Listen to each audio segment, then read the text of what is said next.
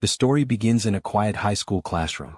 As the last bell echoes through the building, Daiki turns to his classmate and says, "Time to go home," but Shimizu, resting her head on her desk, shows no reaction. Daiki hesitates and wonders, should I try to wake her up? Just then, a boy with a paper bag on his head suddenly pops up from under the desk and says, "Daiki, how can you just sit near her like that?" Surprised, Daiki replies, "Shunya, what a rude thing to say." With an exaggerated shiver, Shunya exclaims, "She's a delinquent. It's natural to be afraid." Daiki looks puzzled. "Really?" "Yes." Shunya doubles down, "Of course. It was clear earlier." He proceeds to recount a dramatic classroom event, recalling the teacher's sharp voice.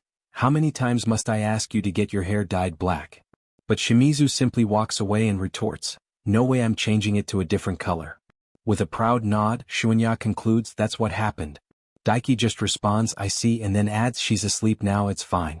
This makes her less scary. Shunya scoffs, "You're the only one who says that."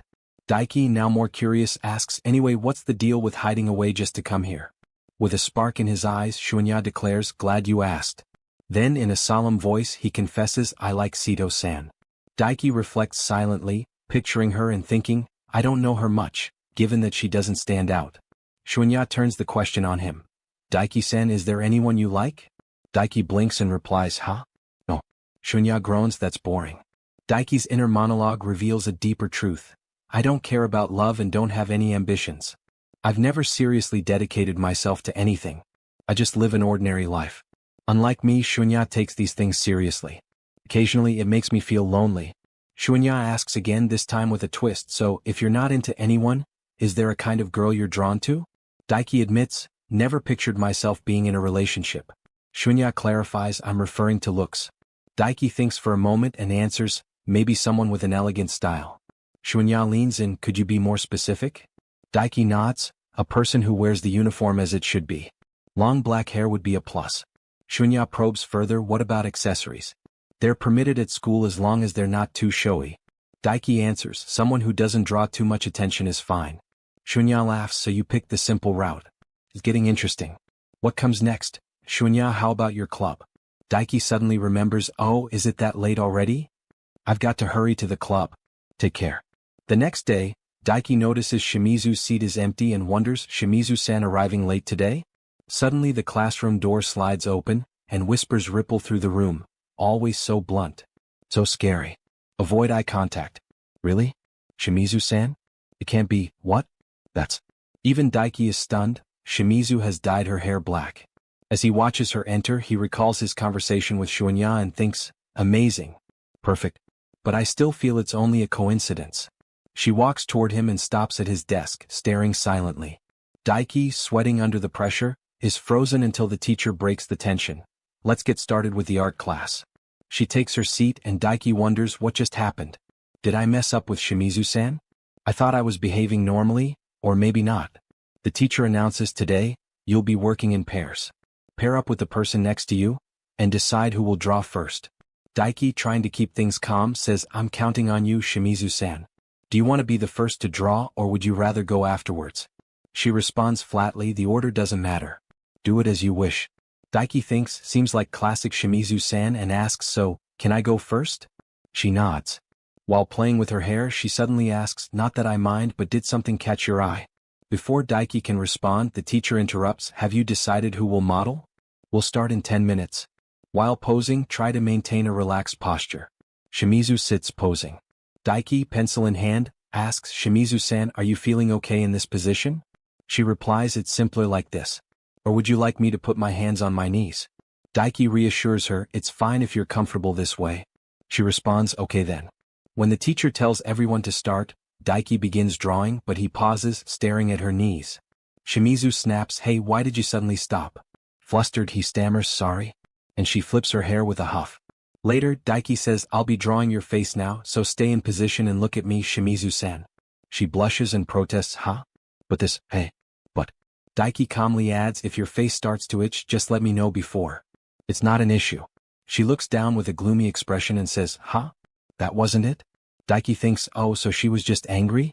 Their eyes meet briefly and she suddenly says, "Hold off on the face for now, I need to prepare.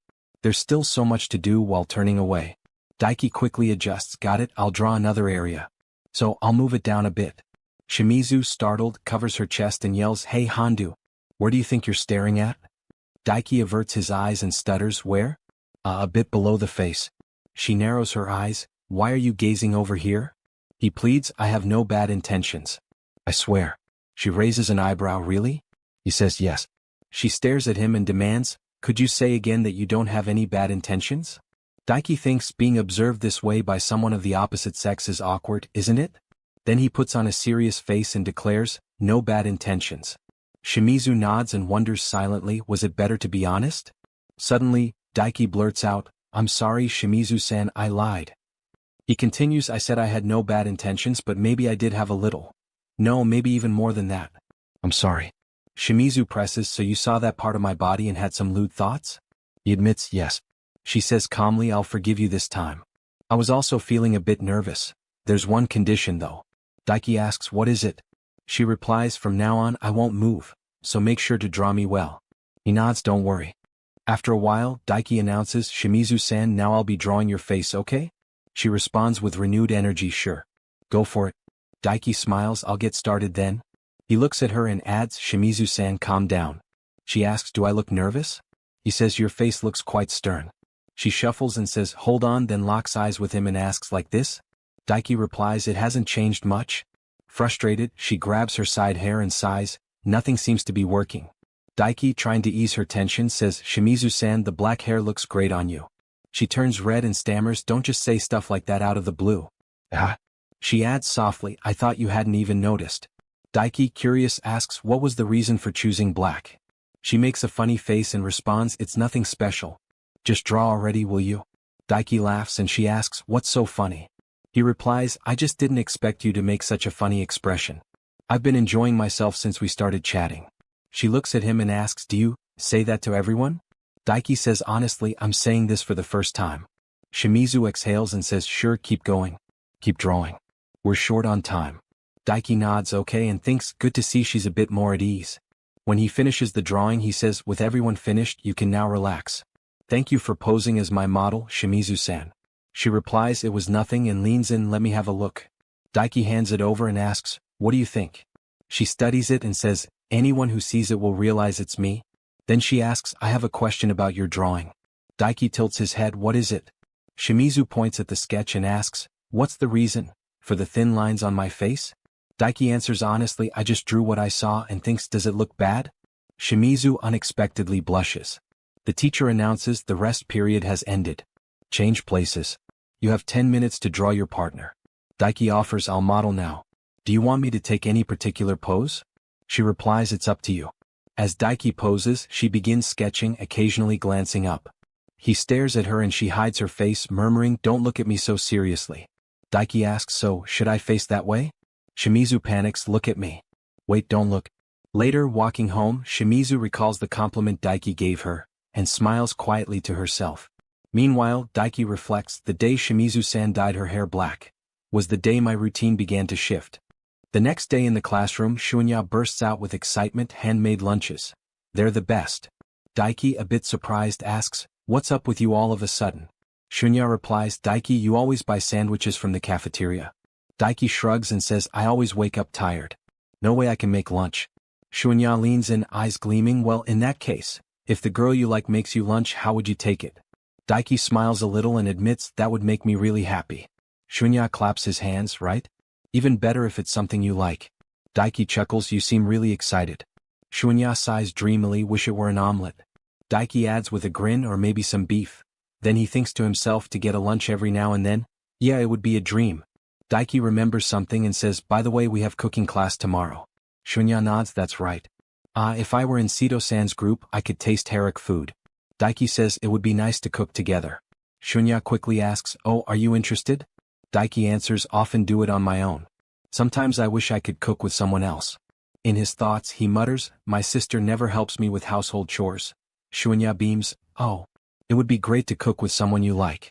Daiki quickly replies, "Not necessarily with someone I like." Then he reflects, "Wouldn't it be better to cook with someone I have a crush on?" Meanwhile, Shimizu is nearby, quietly tapping her phone and overhearing their conversation.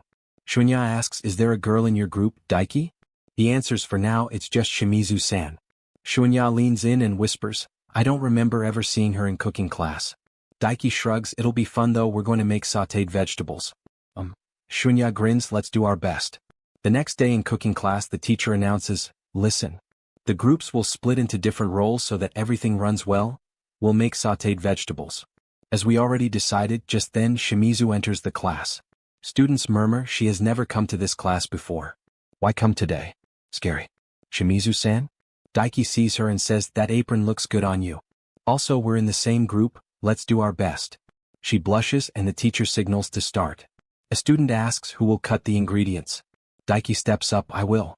Don't worry. It's quite a task but I always, Shimizu cuts in, I'll help you. Daiki looks surprised, what? She repeats, I said I'm going to cut the ingredients too. It'll go faster if we work together. Besides, if I don't help, they'll say I didn't do anything. Daiki smiles, I'm fine with it. I'll take the help.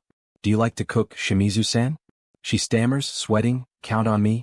Daiki notices her nervous face and asks, will it be okay? Do you really think you can? She insists, leave it to me. Daiki thinks for some reason I'm really worried, but it would be really cruel to leave her alone. Don't see why I should doubt. And says aloud, let's work together, Shimizu-san. He suggests, how about we divide it by shifts? She replies confidently, I got this. Daiki says, Shimizu-san, would you mind starting with the cabbage? Just adjust it to a more suitable size. She grabs the cabbage like a basketball and says, got it? Daiki thinks, so, I'm starting with the carrot. Suddenly Shimizu slams the cabbage on the table and grabs a knife like a butcher. Daiki turns pale and says, Shimizu-san? Could you lower the knife for a moment? She blinks, sure. Daiki nervously asks, what were you about to do? She answers innocently, what are you talking about? Weren't we cutting the cabbage? Daiki says, okay, but that's how you hold the knife, got it? She mutters, I was nervous.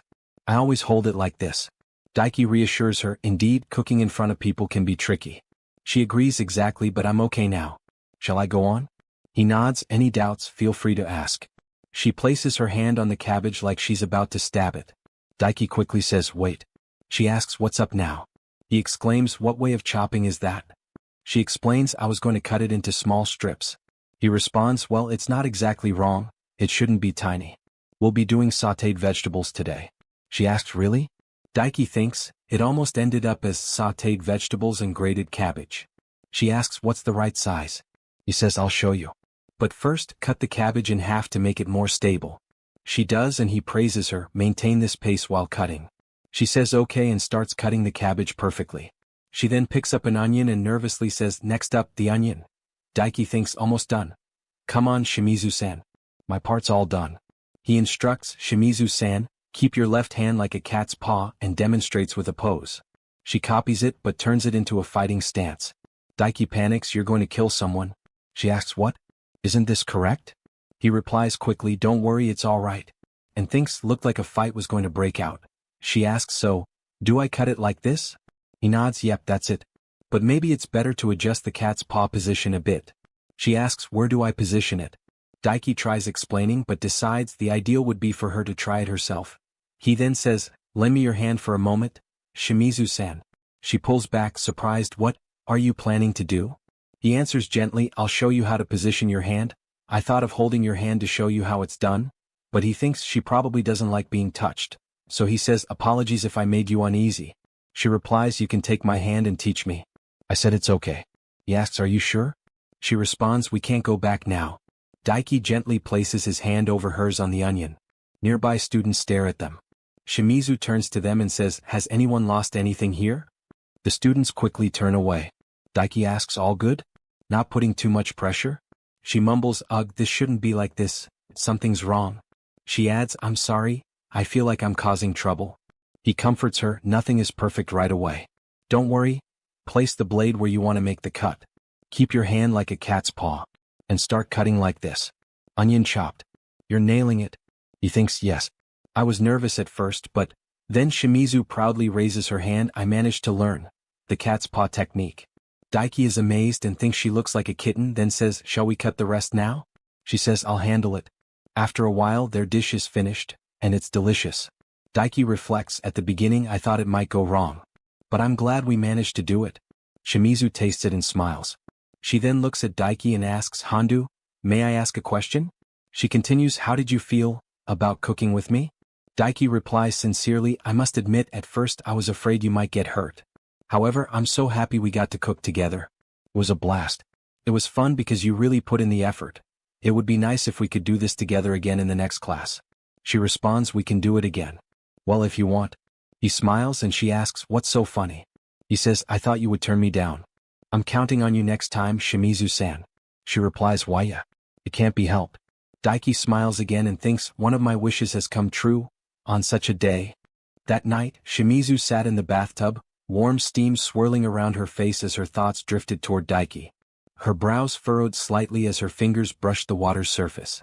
It wasn't supposed to be like this. I just wanted to prove to him that I could cook. I didn't expect his hands to be this strong, but... She leaned back, a soft blush spreading across her cheeks as she recalled the sensation of Daiki's grip. Her chest tightened, not unpleasantly, as she remembered his words. He said he enjoyed cooking with me. The thought was too much. With a frustrated puff, she splashed cold water onto her face, trying to cool her thoughts. Then reality struck. Wait. He could have said that to anyone. Her eyes widened as panic set in. She slapped her cheeks. No way. There has to be something. That's right. Like a lightning bolt of hope, a memory lit up in her mind. Daiki's voice filled with honest appreciation. Handmade lunches, they're the best. Before she could bask in that warmth, the bathroom door creaked open and her sister peeked in with a grin. Hey, your precious sister is here. Shimizu jumped with a yelp. Her sister laughed. Did I scare you? Want me to wash your back? Shimizu turned red and barked back, flustered. No, wait for me to finish. But her sister was relentless, voice sing-songy and teasing. I want to talk to my sister. If you don't want to discuss romance right now, can't we talk about something else? Is there anything I can help you with? Your lovely sister can advise you on romance or maybe romance or perhaps romance. Shimizu sighed and lowered her voice. Yeah, I have something in mind. Not long after, the two were in the kitchen, aprons tied tight. Her sister listened with a knowing smile as Shimizu explained the situation. I totally get it. You want to impress a boy who has helped you a lot by showcasing your cooking skills, which is why you want to make him lunch. Shimizu nodded, slightly bashful. To sum it up, yes. Her sister clapped her hands. So, as a test, you're going to cook fried chicken with ginger. Shimizu gave it her best shot, but when the dish was done, she stared down at the plate, grimacing. I think I messed up a bit. Her sister blinked and tilted her head. Just a bit? No need to worry. It's still just the first step. Don't give up. Your sister is here for you. Fight. Next day. Back in the kitchen, Shimizu took a deep breath and straightened her apron. All right, let's get to work. Her sister pumped a fist, cheering her on as Shimizu moved to the chicken. But when she brought out the cutting board, aren't you supposed to only cut the tendons? How tiny. Turned out so small. Weren't you supposed to make fried chicken? Shimizu stared down in horror. What? It's way too different? It's completely wrong. They tried again. Her sister placed the chest piece in front of her. This time, chop it better than you did before. After that, let it fry on low heat. It looks great. This is definitely going to turn out well. But when it was done, her sister poked the meat with a frown. Why does it look like slime? No idea. Shimizu mumbled. She tasted it, only to gag. It doesn't look like chicken or ginger at all. Her sister looked concerned. Well, is there another way to thank him? You don't have to push yourself so much. We can save lunch for another day. But Shimizu's eyes burned with determination. No. I want to learn how to prepare lunch now. Her sister tilted her head. What? I want to thank him right away. In her heart, Shimizu whispered. And see his satisfied expression. Her sister stepped closer. It's all about returning the favor right away. It's hard to bear the thought that I can't achieve this. With dramatic flair, her sister transformed into a cheerleader outfit. Then you need to give your best. Let's fight. Shimizu blinked. Were you wearing that underneath? Her sister beamed. After all, your sister is a noisy one. Let me show you the excellent counseling ability of the vice president of the student council. You're just making me anxious? Shimizu sighed. And so they worked hard, for entire. In the end, AI's face lost its joy. Shimizu stood in front of a smoking pan, shoulders sagging. What? Her sister gave her a sympathetic look. Well, you did put in some effort. At least it has the right shape. You're making me even sadder. School is just around the corner. No time to eat. I'll just take it anyway. Her sister asked with concern. Even though mom prepared lunch for you? It's not good to waste food. As she packed 2 lunch boxes, Shimizu's heart sank. I'll stop making lunch, there's no way to eat this. No matter how kind Hondu is, even he wouldn't want this. Her sister noticed the gloom and offered a gentle smile. Don't lose heart. The kitchen is all about love. It was prepared with so much love. Classroom. Shimizu sat at her desk, lunchbox in hand, her fingers trembling. Love? If he thinks it's good, I won't mind. She looked up and saw Daiki's face. What's wrong? You seem a bit down. Daiki rubbed the back of his head. I'm sorry. Shimizu-san. I left my wallet at home, end up missing lunch. Can't you get Matsuoka to help? Shunya has a meeting at the football club today. Like I said, I'll end up not having lunch today. I apologize for worrying you, Shimizu-san. She stared at the lunch boxes, heart pounding. Doesn't worry me. She stood up, walked over and held one out to him. It's yours now. He blinked. I'm really glad, but what about you, Shimizu-san? My portion is here. My parents prepared the one he's got, so it'll be okay. He paused. Wait, then whose is this one? Doesn't matter. I'm giving it to you simply for helping me in cooking class. Anyway, I can't finish 2 whole bentos, so don't stress about it. Got it. If Shimizu-can has her portion, then it's fine for me to eat. I appreciate the gesture. No problem. She opened her own box, and her face paled. They're exchanged. Panic rose in her throat. He hasn't opened it yet. I need to switch them quickly. How do I take it back after handing it to him? It's a complete disaster. She watched, frozen as he opened it, blackened, smoky meat inside. He picked up his chopsticks. He didn't even notice. He ate it. He's eating like it's no big deal. Is he going to be okay? Even if I were to eat, it's still dangerous. He glanced up, meeting her wide eyes. It's hard to eat with someone staring so much. Shimizu-san? Hondu, are you okay? What? You're not feeling pressured to eat? Are you? Did you add any seasoning to the chicken that you wouldn't? Did he manage to recognize that it was chicken? I didn't add anything. Did you not notice anything while eating? No. Could it be that love is the flavor of despair? I feel depressed just thinking about it. I like roasted ginger, that's why. I get emotional when I eat it. If you think it's bad, just say so. What? I can't say that. After all, Shimizu-san, you went out of your way to prepare a lunch for me. She gasped. Why do you think I was the one who made it? Because you asked me if I thought it was bad. If you hadn't said that, it wouldn't be you who prepared it, Shimizu-san. She had no words. So that's the case. Is it really fine for me to eat the lunch you put so much effort into making? He paid such close attention to me. I cooked it because I wanted you to eat. I'm so happy you got to eat. Should I tell him that? I can't. It makes me feel embarrassed. Shimizu-san? It's okay. I prepared this lunch on a whim, that's it. I gave it to you because I didn't think I could eat it all by myself. But you still worked hard to make them, right? In the past few days you seemed a bit down, but after seeing you today, Shimizu-san, I think it's related to the lunch you made. Since we were together on the day of the cooking class, I immediately noticed how much you improved. You put in a lot of effort. Cooking is all about love. Oh, this omelet tastes great. There are so many different flavors. That's enough, just be quiet and eat. After he finished, Shimizu reached out. Could you pass me the box? I would like to wash it and return it clean, is that okay?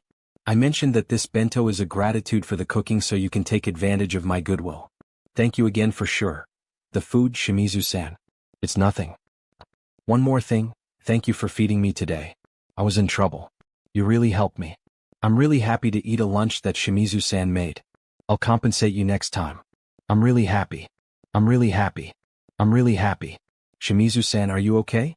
You don't need to thank me, but if I make another bento just for the sake of it, you better eat it as well. Sure. I can't wait for it. That night, Shimizu hugged her pillow, rolling across the bed with a wide grin on her face. The bento, he looked satisfied. She let out a joyful cry, heart dancing. I'm so happy. I'm going to make another bento. At home, Shimizu sat quietly with a cooking book open in her lap, her brow furrowed in determination. Her eyes traced the page, but her thoughts drifted elsewhere. Handed him the bento, but I'm not completely satisfied with the result, so I'll try again. Next time, both the appearance and the taste will surprise you with perfect flavor. She smiled softly, her heart fluttering as she imagined Daiki's voice, warm and full of praise. It was unbelievably tasty, Shimizu-san. Her face lit up in a flush of excitement as her imagination took over. Will he request a bento from me every single day? Will we be able to get even closer? I'm happy I was able to thank him for the help he gave me in the cooking class. It'll be easier to express myself next time. As long as everything stays on track, I'll be able to thank him the same way I did then. Just then her sister AI popped into the room, interrupting her daydream. I heard you managed to thank him for the cooking class. Is that right? Shimizu snapped her head up, startled and furious. Who the fuck said that? AI smirked playfully. It's a secret. So, how did the thank you go? Was there anything else besides the help in class? I won't tell you. What? And for what purpose? So, tell me about the person you're interested in. No chance at all. Why don't you ever tell me anything? I want to talk about romance with you. Isn't it fun? I don't want to. Besides, you're the only one having fun. That's not true. I'm great at giving advice. I don't expect anything from you.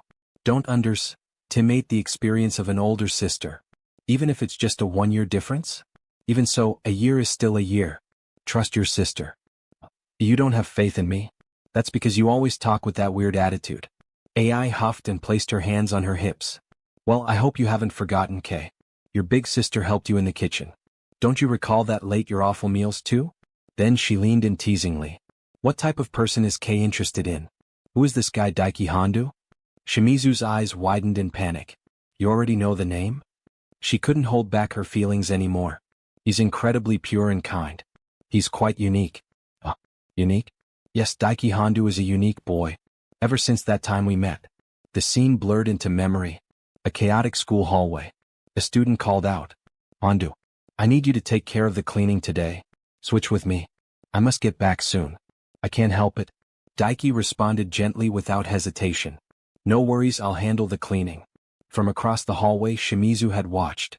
The impression I got from that boy whom I rarely met was of someone shy and excessively kind. Whenever I saw him I got the impression that he was helping someone but without engaging in any manner, not knowing each other's names, nor having ever talked before. He didn't catch my attention. I saw him as a weak character rather than a kind person. A new memory surfaced, Shimizu facing a boy she had just rejected. Is it love at first sight for all of them or what?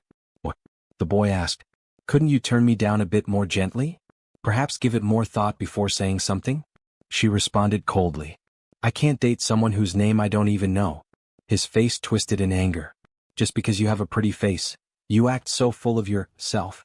He suddenly grabbed her arm, his voice rising. I'm confessing my feelings and yet. Before things escalated, Daiki stepped in between them. Excuse me, but my name is Daiki Hondu. Shimizu blinked in disbelief. Is he in his right mind? He suddenly started introducing.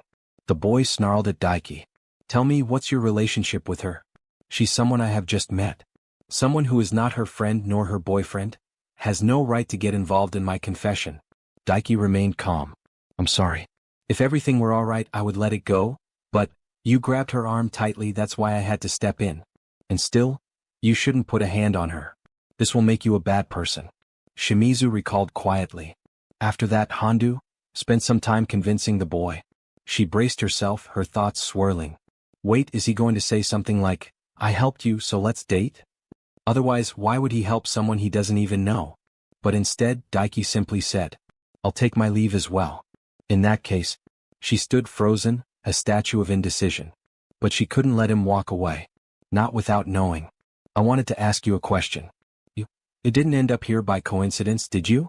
Do people actually get into dangerous situations without thinking beforehand? He replied simply.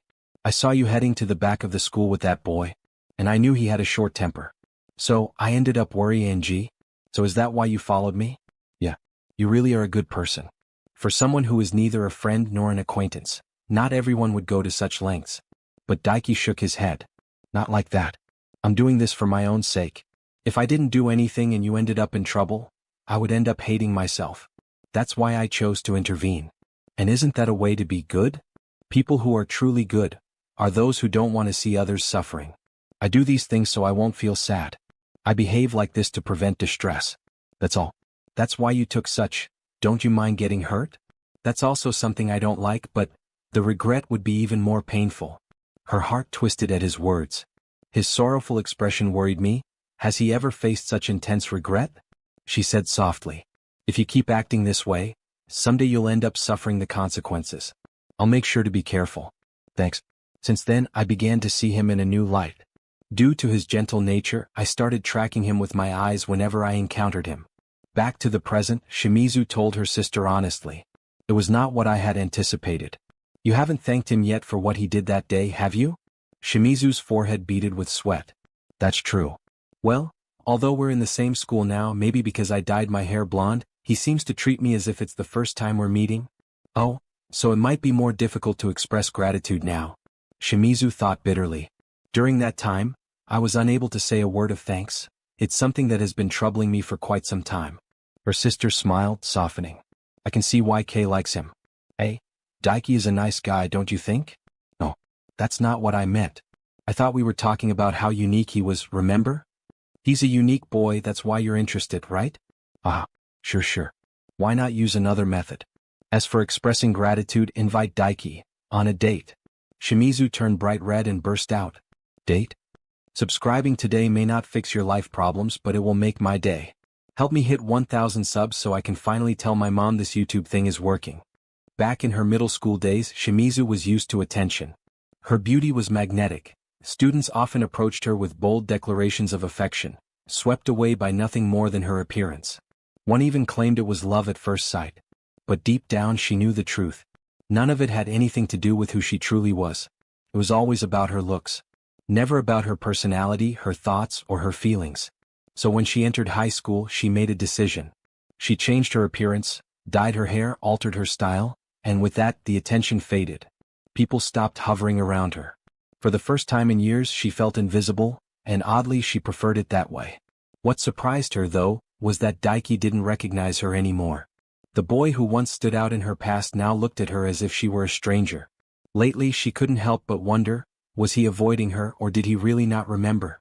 That question lingered until one day she overheard a conversation between Shunya and Daiki. Shunya brought up her name, joking that she was scary. Her bleached blonde hair apparently broke school rules, and the glare she gave when someone made eye contact? According to him, it was enough to petrify anyone. Standing nearby, Shimizu listened with an annoyed expression, clearly unimpressed by the assumptions being made about her. But just before walking away, she heard Daiki begin to respond. There was something about the way he said her name, something softer. Then the memory ended and she was back in the present. Shimizu sat beside her sister Ai, who had clearly noticed the blush spreading across her cheeks. Ai teased her about Daiki, claiming she'd been thinking about him. Shimizu brushed it off, denying the accusation, but her sister wasn't convinced. Ai smirked and made a playful jab, pointing out that Shimizu had recently been picking out cute clothes. Obviously for someone. Shimizu tried to protest, claiming Daiki didn't care about appearances, but Ai simply reminded her that deep down, every girl wants to look good for the one she likes. In that quiet moment, Shimizu admitted something to herself. More than anything, she longed to hear those same words Daiki had once said to her. Words that, to this day, still lingered in her heart. Meanwhile, at Daiki's house, his younger sister Kino approached him while he was finishing the dishes. She asked if he could head to the shopping mall to pick up a game she had reserved. Daiki questioned why she wasn't going herself, and she responded with the usual excuse, she had to study. But he knew her too well. She was simply reluctant to leave the house. Despite that, he agreed without complaint. He never could say no to her. Later, at Xi'an Mall, he picked up the game with ease and was just about to head home when he spotted a familiar figure, long black hair that stirred a quiet recognition. It was Shimizu. He called out to her. She turned, blushing the moment she saw who it was. They exchanged a few casual words. She asked why he was there. He returned the question. Their conversation was brief, awkward but warm. Then, unexpectedly, Ai appeared beside her. She immediately recognized Daiki and asked if he was the infamous Handu-kun. When he admitted he was, she looked surprised. Apparently, he didn't recognize her at all. Ai, always full of flair, introduced herself as the vice president of the student council, adding that she was also a super one. Daiki still seemed unsure. To break the tension, Ai asked if he had finished shopping. He explained he had picked up a game for his sister and was planning to head home. With a mischievous grin, Ai casually asked if he had any plans. When he said no, she invited him out to join them for a little date. And just like that, Daiki found himself caught in the gravitational pull of not one, but two sisters. The next scene found the three of them in a restaurant sharing dinner. Daiki was still trying to figure out Ai's angle. She was clearly enjoying herself, and clearly scheming something. Midway through the meal, AI turned the conversation to family, asking about Daiki's sister. He admitted, a little embarrassed, that she was cute, though he might have been biased. Then came the surprise question: who was prettier, his sister or Shimizu? Shimizu nearly choked on her drink, flustered by the comparison. But Daiki gave a calm, honest answer. He said Shimizu wasn't just pretty, she was beautiful. Those words hit her harder than she expected. Her cheeks flushed and she stood up quickly, mumbling something about getting a drink before fleeing the table. Daiki turned to AI, trying to figure out what Shimizu might have told her about him. Meanwhile, Shimizu, who had rushed to get the drinks with lightning speed, now crouched behind a chair, trying to hide her burning face. AI leaned toward Daiki and lowered her voice. She told him that Shimizu had always been beautiful, but lately, there was something different about her. Something radiant. After all she'd been through, she had chosen to isolate herself for a long time. But now, it seemed like she was finally beginning to enjoy life again. Then came the question. AI asked Daiki how he really felt about her. He paused, then spoke slowly, thoughtfully. He said that ever since their first year they'd talked often. Shimizu had always been someone who truly listened. She never interrupted, always responded with care. She was kind. And more than that, she was a person of integrity. AI gave a satisfied nod, as if she'd just completed a successful interview with a dream candidate. She pointed out that Shimizu had technically broken school rules by dyeing her hair, but Daiki calmly replied that she must have had her reasons. AI smiled at that. She told him that he really paid attention, and then, as if confessing something, asked him to stay by Shimizu's side. Ever since she dyed her hair black again, people had begun noticing her more. It made AI uneasy. But if it was Daiki, maybe things would be okay. Daiki didn't hesitate. He said he refused. Then clarified, he wouldn't just stay by her side. He'd be there, always. At that moment, Shimizu returned and asked what they were talking about. AI teased her, saying she sounded curious. Shimizu, flustered, denied it immediately. That's when AI dropped the bomb, casually saying that Daiki had confessed he liked her. Shimizu's face turned crimson. She tried to hide her reaction, but it was too late.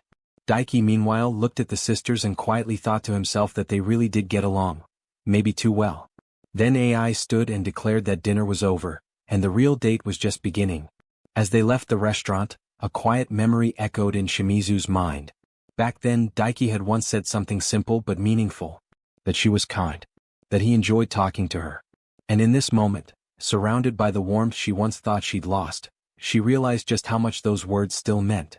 Hey, don't forget to like, subscribe and share this video with your friends, and also with your calculator, your fridge, your grandma's smart TV, whatever's connected to Wi-Fi. Help me hit 1,000 subs. At a clothing store in the shopping mall, Shimizu stood holding up a pair of pants, examining them with mild interest. Daiki, standing beside her, glanced over and asked curiously if she liked that kind of clothing. She shook her head gently, admitting she preferred more comfortable styles. Feeling a little self-conscious, Shimizu apologized for dragging him out here. Daiki reassured her it was fine. He hadn't had any plans anyway. Then, Daiki noticed something and commented, half smiling, that she was wearing pants today. Shimizu nodded and explained that she only wore skirts because of the school uniform. Do you not like skirts? He asked. It's not that, she replied, hesitating slightly. I guess I just prefer a more modest look. That's the kind of style you like too, right? Daiki looked puzzled. Huh. Did I ever say something like that? Shimizu's eyes widened. No. Never mind, forget I said anything. At that moment, AI showed up with a cute frilly skirt and a top in hand. Try this on. I bet it'll look great on you. Shimizu frowned, flustered. That kind of stuff doesn't really suit me. Daiki turned to look at Shimizu again, remembering something Shunya had told him before, about the feeling of liking someone but not being able to take the next step. And suddenly it clicked. He understood now. Calling out to her, Daiki said gently, sometimes changing your style can be nice. A little shift in pace, you know? Shimizu looked at him for a second and gave a small nod. I see. AI returned a moment later with a more modest outfit. What about this one? Daiki smiled. It suits her really well. AI smirked at her sister. Oh, he just complimented you. That settles it, this is the one we're buying. As AI kept chatting with Daiki about other outfits, Shimizu grew increasingly irritated. Finally, she grabbed the new clothes and stormed off toward the changing room without a word. Daiki and AI waited for her to come out. Minutes ticked by. 10 passed. A light sweat formed on their brows. Come on, it shouldn't take this long, AI called. What's wrong? Is it something revealing? Or are you just too scared to compete with your older sister? From inside the stall, Shimizu's voice came out flustered. It's not that. I'm just not used to wearing this kind of stuff. AI had heard enough. She yanked the curtain open. There stood Shimizu, dressed in a form-fitting outfit that accentuated her figure without going over the top. Daiki's eyes widened, stunned. She looked completely different, but still very much like herself. AI clapped her hands with satisfaction. See? It brings out all your good qualities.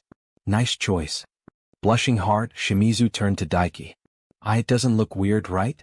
Daiki blinked, then spoke quietly but clearly. No, that dress really suits you. You look beautiful. Her face turned bright red. She covered her cheeks and turned away. I think it's cute. And lovely, Daiki added honestly. Unable to take the compliments, Shimizu muttered something and rushed back inside to change. Later, the three of them walked together through the mall. Shimizu now held a shopping bag with the dress inside. Daiki glanced at it, wondering when, or if, he'd ever get to see her wear it again. I just bought it for the change of pace, Shimizu said quickly, avoiding his gaze. Don't get the wrong idea. Her sister gave a teasing grin. You're so not honest with yourself. Daiki simply said, if you liked it and bought it, then that's what matters.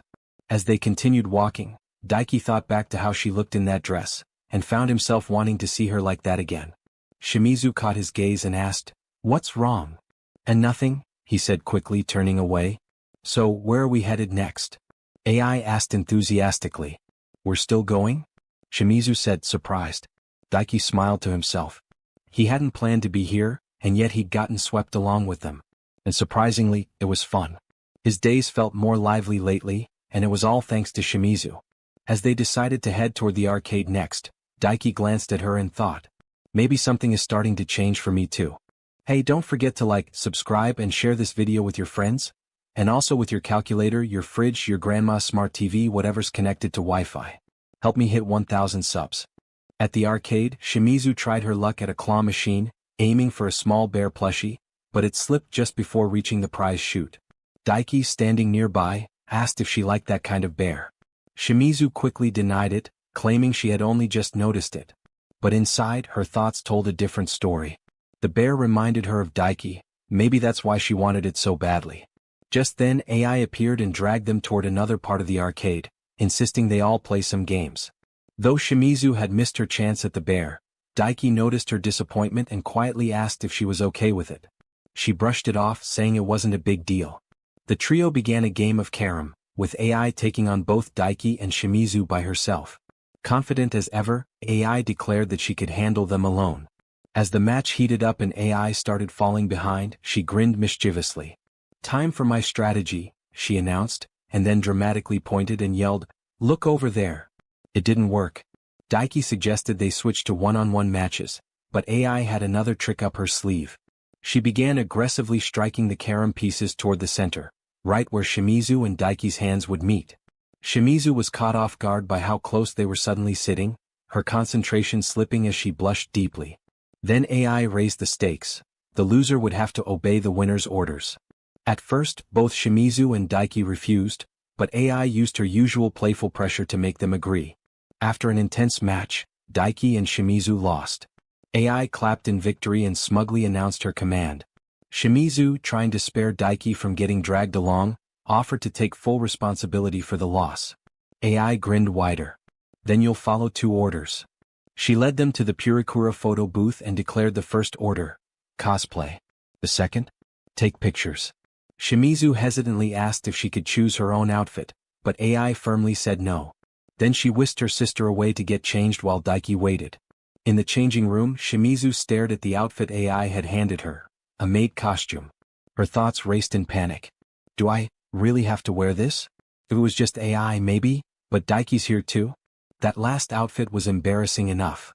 Despite her nerves, Shimizu changed and stepped out, blushing furiously in the frilly maid dress. Her heart pounded as she looked at Daiki, worried what he might think. But to her surprise, he smiled and said gently that it really suited her. She blushed even harder, turning her face away. AI excitedly prompted them to take pictures. She and Shimizu posed together first. Then she asked Daiki if he'd take some photos too. He nodded, and just as the three were about to begin, AI's phone rang. She excused herself, leaving Daiki and Shimizu alone. The two quietly took a few pictures together. When AI returned, she looked at the images and smirked. "You've gotten pretty bold, haven't you?" she teased Shimizu, who turned red again. While AI decorated the photos with stickers and doodles, Daiki pulled something from his bag and handed it to Shimizu. It was the teddy bear from earlier, the one she had failed to win. Stunned, Shimizu asked how he managed to get it. He told her, almost sheepishly, "While you and AI were changing, I went back and tried again." She was genuinely touched. "How many tries did it take?" "I'll pay you back." But Daiki shook his head. "Don't worry about it. It's a gift." Shimizu accepted the bear with a flustered smile, holding it tightly as warmth spread in her chest. Later, as the sun began to set and the three of them left the mall, Shimizu cradled the bear gently in her arms. She silently promised herself that she'd take great care of it. AI teased again, "Looks like you got a present, huh?" Then she handed her sister something else. One of the photos from earlier, the one of Shimizu and Daiki together. Looking at it, Shimizu thought to herself, "I thought I was just being dragged around by AI, but somehow today became a memory I'll never forget." If you enjoyed diving into this manga with me, don't forget to smash that like button. It helps more than you know.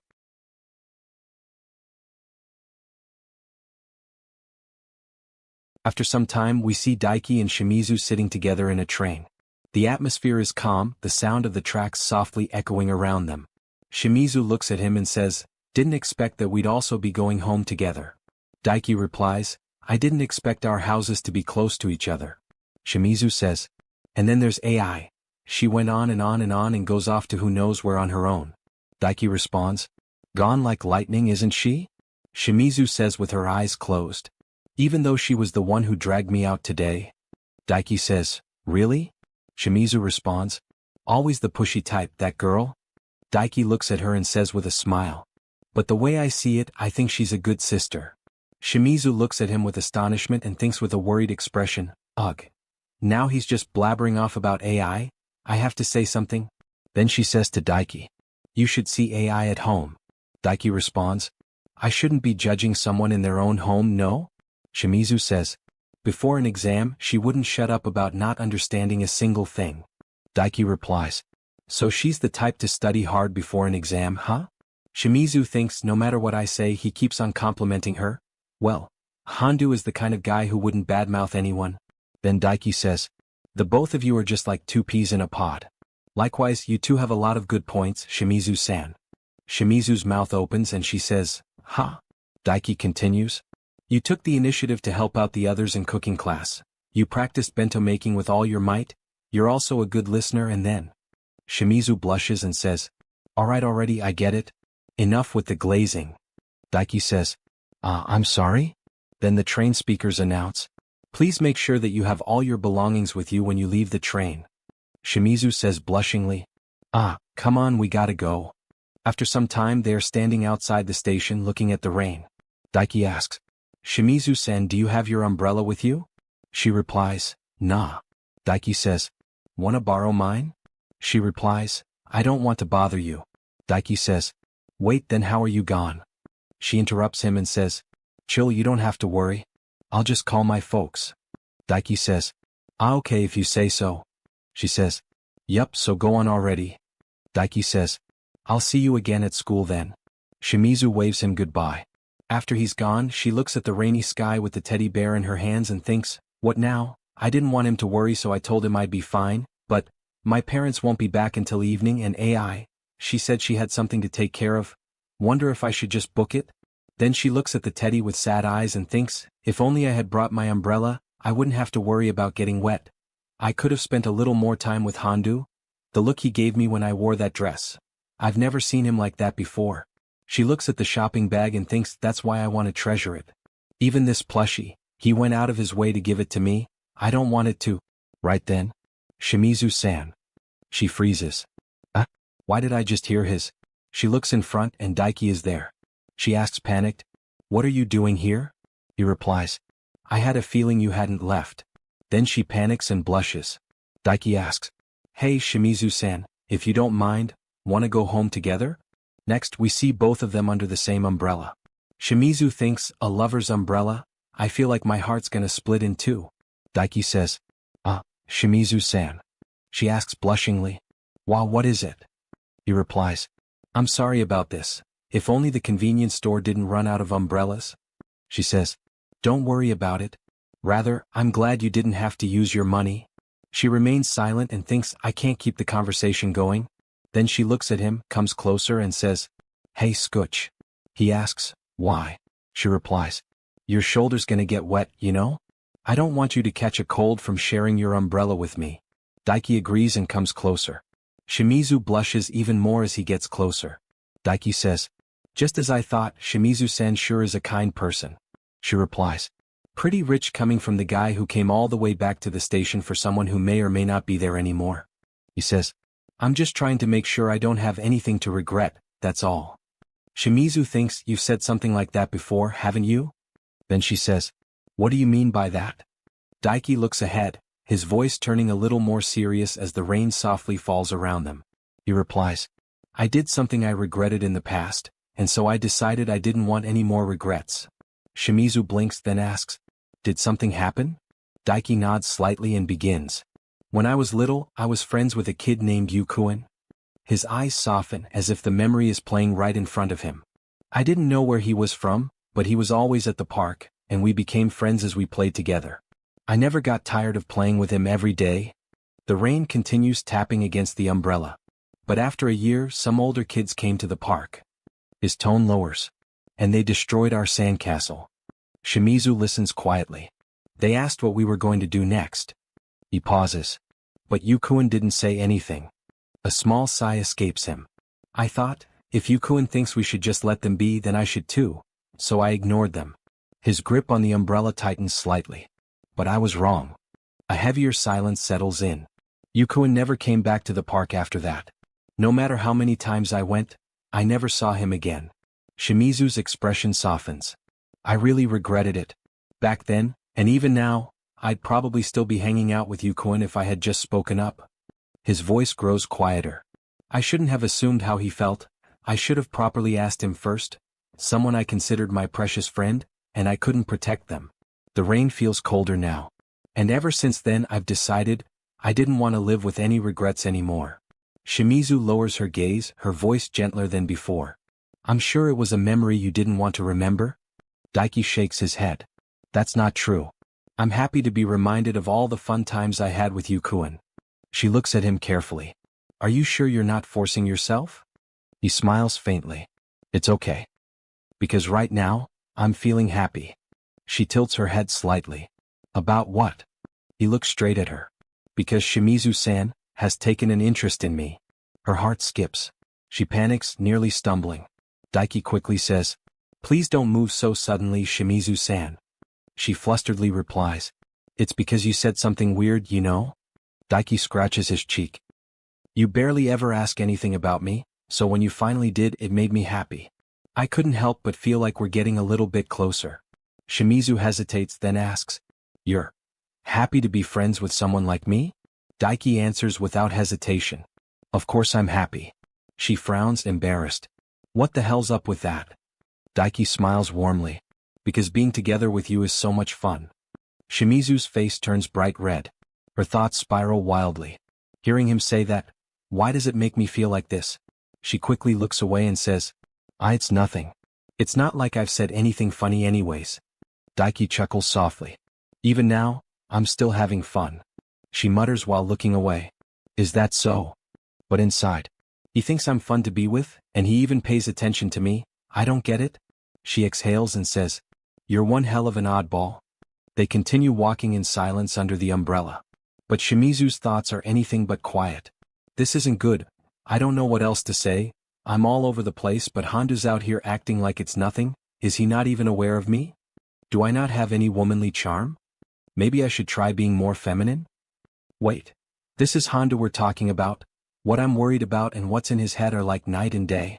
Then, Daiki suddenly asks, Shimizu-san, aren't you nervous? She flinches. What's up with you all of a sudden? He looks a bit shy. You see, I'm feeling a bit nervous right now. It's my first time sharing an umbrella. She blinks. Is that so? This kind of stuff is nothing. Daiki smiles awkwardly. Not really, being able to be this close to someone makes my heart flutter. Her brain completely short-circuits. Is that so? But inside, heart flutter? Meaning he's aware of me? That's gotta be the case, right? Then Daiki asks, what about you, Shimizu-san? She freezes. Crap. I can't think straight anymore. Suddenly, looks like the rain stopped. She dashes forward, escaping. Her face burning red as she runs. What the hell are you running for, idiot? But this is just the beginning. You won't believe what happens next. Hit subscribe so you don't miss the next part. It's about to get insane. See you in the next recap. Post-date aftermath. Shimizu is sitting on her bed, holding the teddy tightly in her hands. Her face is slightly flushed as her thoughts spiral out of control. We shared a lover's umbrella. There's the part where he said being together is fun.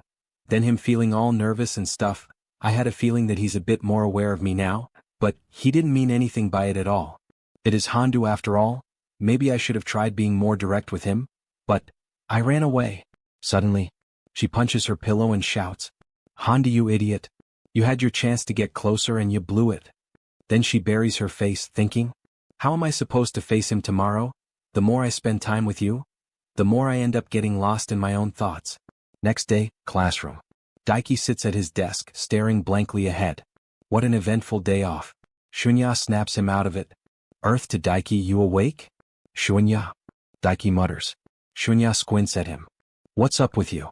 Been dozing off. Daiki replies. I was just remembering something from yesterday. I met up with Shimizu-san. Shunya instantly reacts. With Shimizu-san? Date?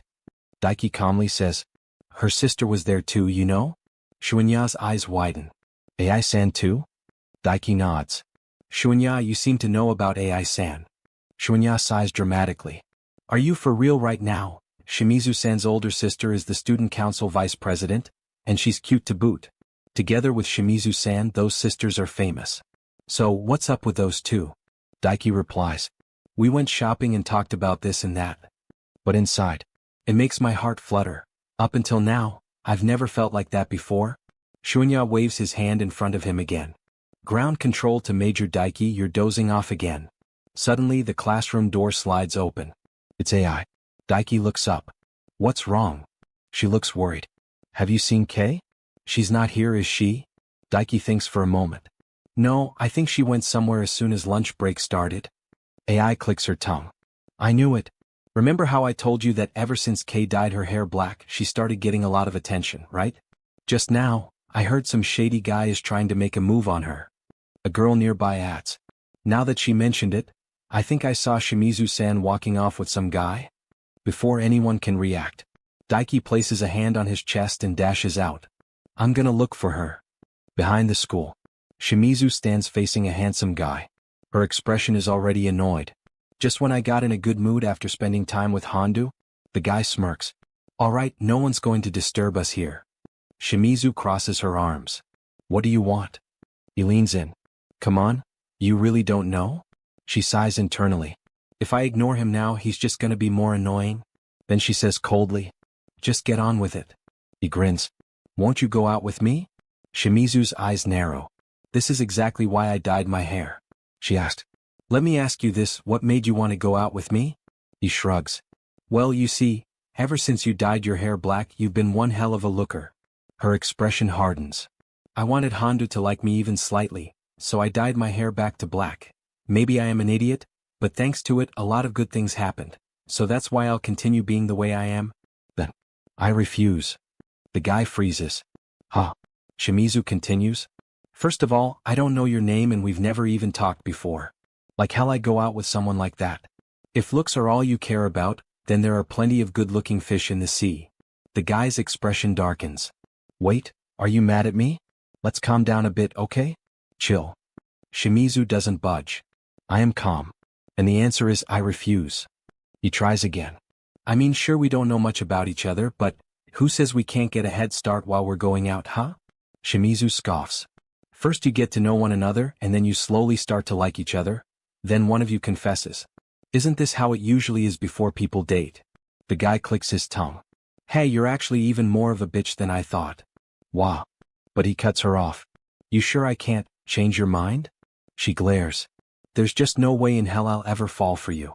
So no, I'll never go out with you. He exhales sharply. Yikes. Then how about we start as friends, cool? Shimizu rolls her eyes. How persistent. I'm not interested in a friend with ulterior motives. So if there's nothing else, I'm going back. Now he snaps. I'm putting my feelings out here and this is how you act. Think you're some kind of hotshot?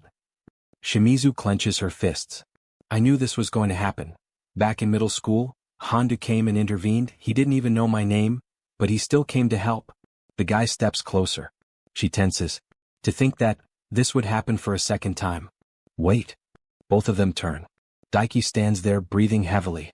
Shimizu's eyes widen, her cheeks turning red. Why? Out of all people, does it always have to be you? Daiki raises a hand politely. Apologies. A moment of your time if you will. Shimizu snaps. Why are you even here? The guy frowns. The hell are you?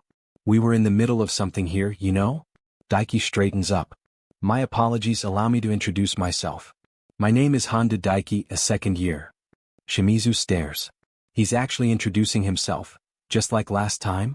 The guy smirks, clearly amused. Why, that's very kind of you, dear junior. With that aside, what brings you here? Daiki answers calmly. I was looking for Shimizu-san. The guy chuckles. Well, it seems like you already found her, no? You see, me and her are still in the middle of a conversation, so you can hurry back now. Before Daiki can respond, Shimizu cuts in sharply. As if, we're done here. The guy clicks his tongue. Just a little bit more time talking and I bet you'll change your mind. Shimizu glares at him. Someone who only cares about looks like you is entirely out of the question. That hits a nerve. The guy's expression darkens. Even though I went out of my way to ask you out, that attitude of yours is just unbearable. Besides that face of yours, you don't really have any good points, do you? Don't get carried away because of just that and start acting all picky. A heavy silence falls. Then, Daiki steps forward slightly. He looks at Shimizu, then back at the guy. Enlighten me. What you said about Shimizu-san not having any good points other than her face. Please do enlighten me. The guy scoffs. It's the truth though. Daiki immediately shuts that down. Nope, it's just senpai who doesn't know anything. His voice is calm but firm. When I thought I was having trouble on my own, Shimizu-san was very considerate and helped me out. The other day I had trouble buying lunch, so she shared her lunch with me. She's such a good listener, every conversation I have with her is a blast. Even just being together, it's... Shimizu's face turns completely red. She panics and shouts, Oh, I get it. That's enough. But Daiki doesn't stop. I'm not done yet. Because Shimizu-san still has so much more good points about her. You're right about one thing, senpai, she does have good looks, but that's only one out of so many good things about her. That's it. Shimizu quickly steps forward and covers his mouth with her hand. I told you that's enough already. The guy narrows his eyes. What's your relationship with her? Daiki hesitates for a split second. Then, Shimizu-san she's someone special to me. Time freezes. Shimizu's heart skips violently. Her face burns bright red. But Daiki continues, completely serious. She's kind, but her clumsiness makes her easily misunderstood. She looks cool but has a cute side to her. She gets so focused when playing games, it's just fun to see her try her best. I just can't seem to take my eyes off her. To me, Shimizu-san is that kind of person. Shimizu completely breaks. WWW what? Inside she's spiraling. He says the most outrageous things. My heart genuinely can't handle this guy. He always comes to my rescue. The guy exhales in frustration. I quit. I'm going back to class. And just like that, he leaves, walking back to class. The tension lingers as Daiki and Shimizu walk side by side. Daiki scratches his cheek awkwardly, thinking. I blurted out, someone special, in a hurry, Shimizu-san. I hope she's not mad. I enjoy being with her. I want to spend more time with her, a friend that you consider special. That's a thing, right? Shimizu suddenly speaks. Look, I know you saved me, but you really can't go rushing in like that. Someday you'll end up suffering the consequences, you know? Daiki tilts his head. I feel like I've heard that from someone before. He pauses. Wasn't it? Then he asks. Shimizu-san, have we perhaps met back in middle school? Shimizu stops. Her face turns red again. You're slow. Daiki blinks. I would have appreciated it if you said something, you know? This whole time I didn't notice because you dyed your hair blonde. Shimizu crosses her arms. I dyed my hair because I didn't want people coming up to me just for my looks. Daiki nods.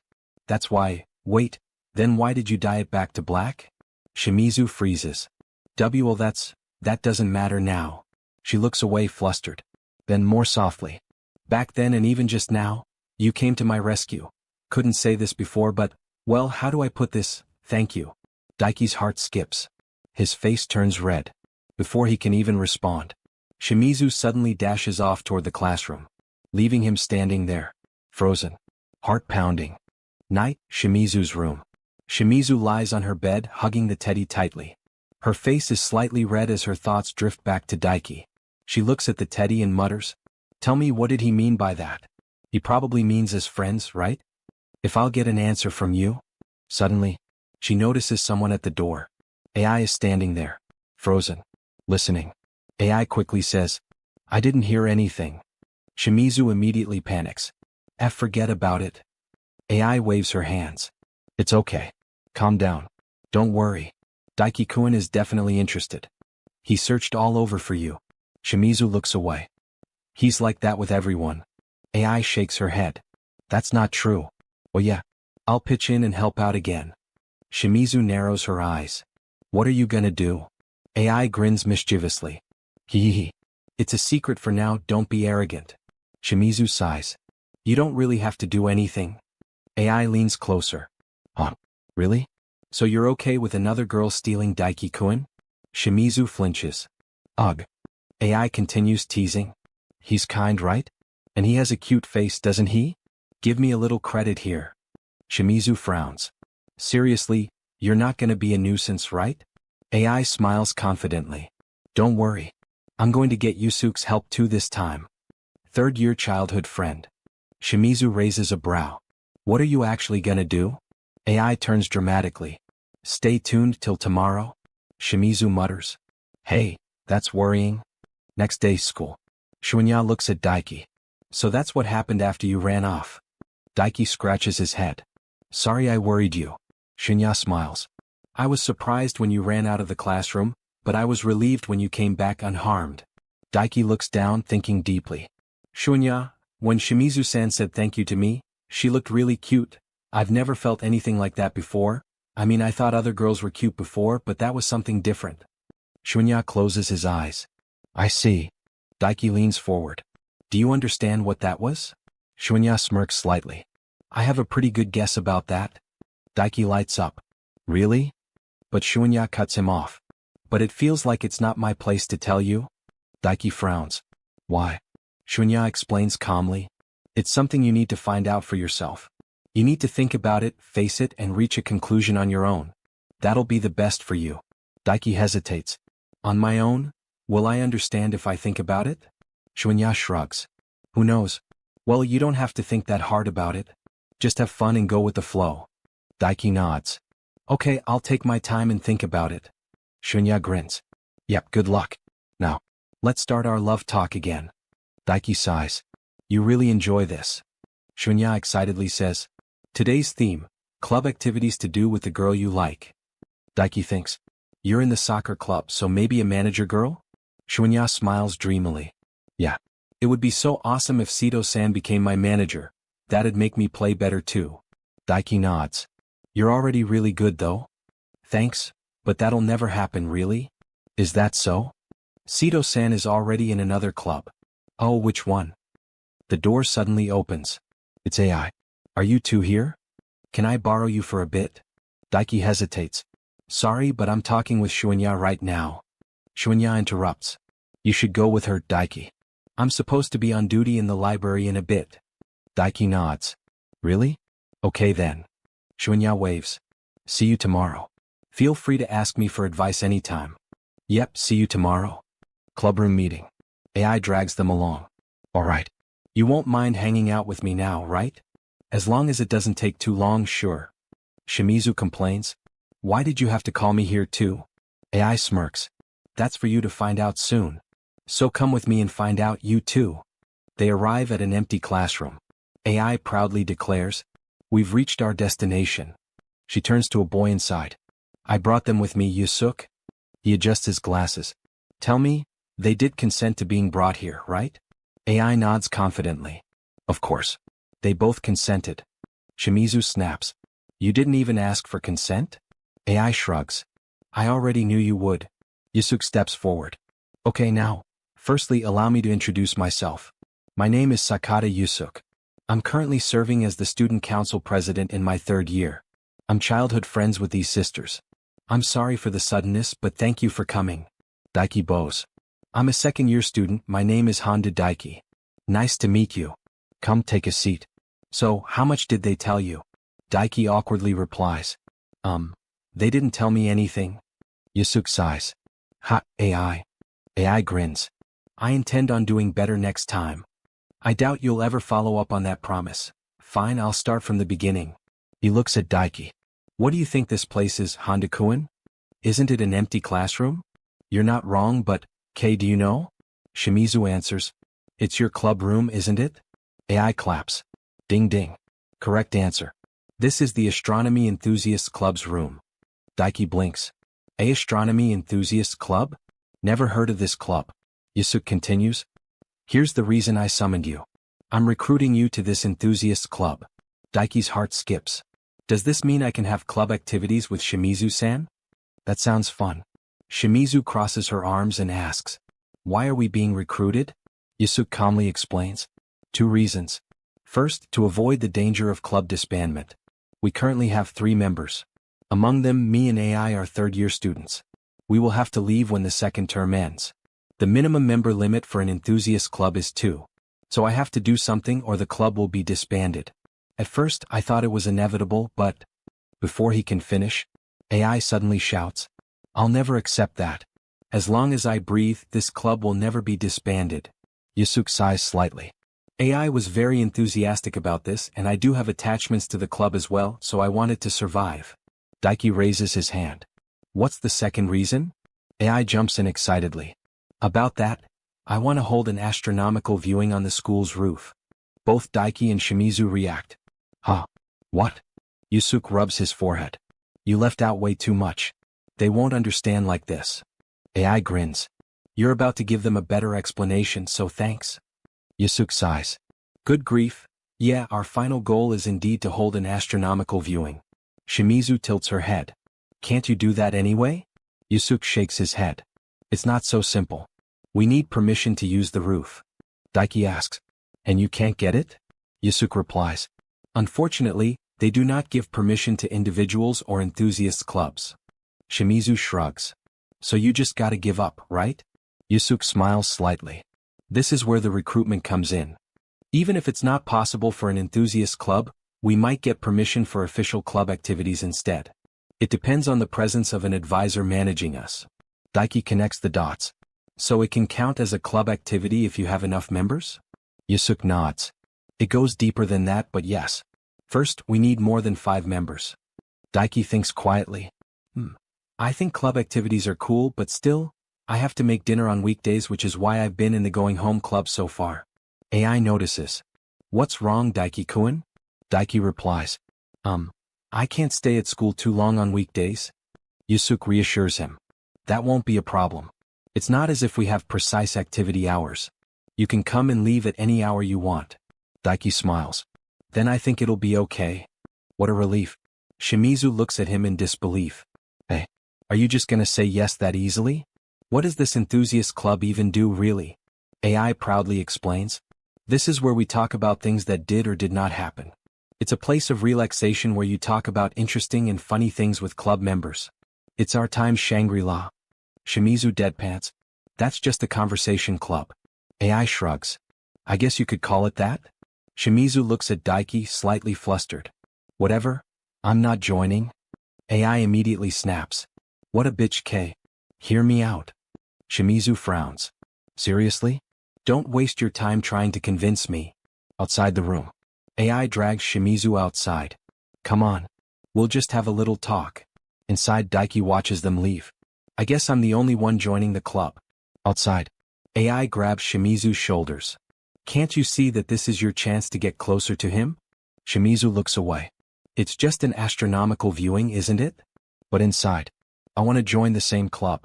But I can't even look him in the eyes after he said I was important to him. AI smirks. Hee, I have some pretty good intel in my hands, K. Shimizu narrows her eyes. Source. AI proudly says, friend's sister. Shimizu instantly fires back. That's pretty much a complete stranger. AI grabs her again.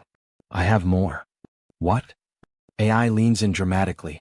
The third member of this enthusiast club is a second-year girl. Daiki-kun is probably gonna join the club, right? And we'll leave in our second term. Which means that girl and Daiki-kun will be all alone together. That hits hard. Shimizu freezes, then grabs her head in panic. AI presses further. Why are you still thinking? There's only one option. Shimizu looks conflicted. It's been so awkward all day because of that weird thing he said. AI softens a bit. I see, so that's why, but you just gotta get through that. Or you'll regret it. I'll help out too. Back in the club room. They walk back in. Yusuke looks up. It seems like Hondo-kun will be joining us. AI beams. Thanks, Daiki-kun. Let's have fun. Daiki nods. Yep. Yusuke turns to Shimizu. So what about you? AI leans forward eagerly. Please say it, K-san. Shimizu hesitates. Daiki watches her. Is she having a hard time saying no? She's here after I already joined, so... He gently says, I think you should join the club you want to join the most. If you aren't into this, then... Shimizu suddenly reacts. No. Daiki looks down. It's a shame that I won't be in the same club as Shimizu-san, but... Shimizu takes a breath. That's not it, She clenches her fists. I have decided. I will also join the Astronomy Enthusiasts Club. Daiki's face lights up. Our club activities are gonna be so fun, Shimizu-san. She blushes and looks away. Yeah. Daiki smiles. I'm so happy I'll get to do club activities with her. AI cheers. What a relief. The other girl is pretty shy, so she said she'll only join if you two join too. Shimizu tilts her head. Do we know her? The door slides open. AI turns excitedly. Oh, just in time. She gestures dramatically. These two are our new members. I think you know them, but I'll introduce them anyway. This is Kei and Daiki-kun. And this is Sito Mio-chan.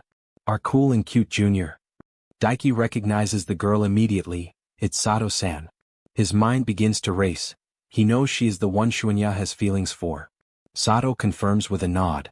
Sensing the connection, AI turns to Daiki. You know her? You are probably classmates, aren't you? Yes, Daiki replies simply. AI's face lights up with a mischievous energy. Oh, since we got everyone gathered, let's do something. Shimizu, however, is already gathering her things. I'm going home now. AI pouts. What already? I'm sure Daiki-kun wants to spend some time with you, right? Daiki doesn't hesitate.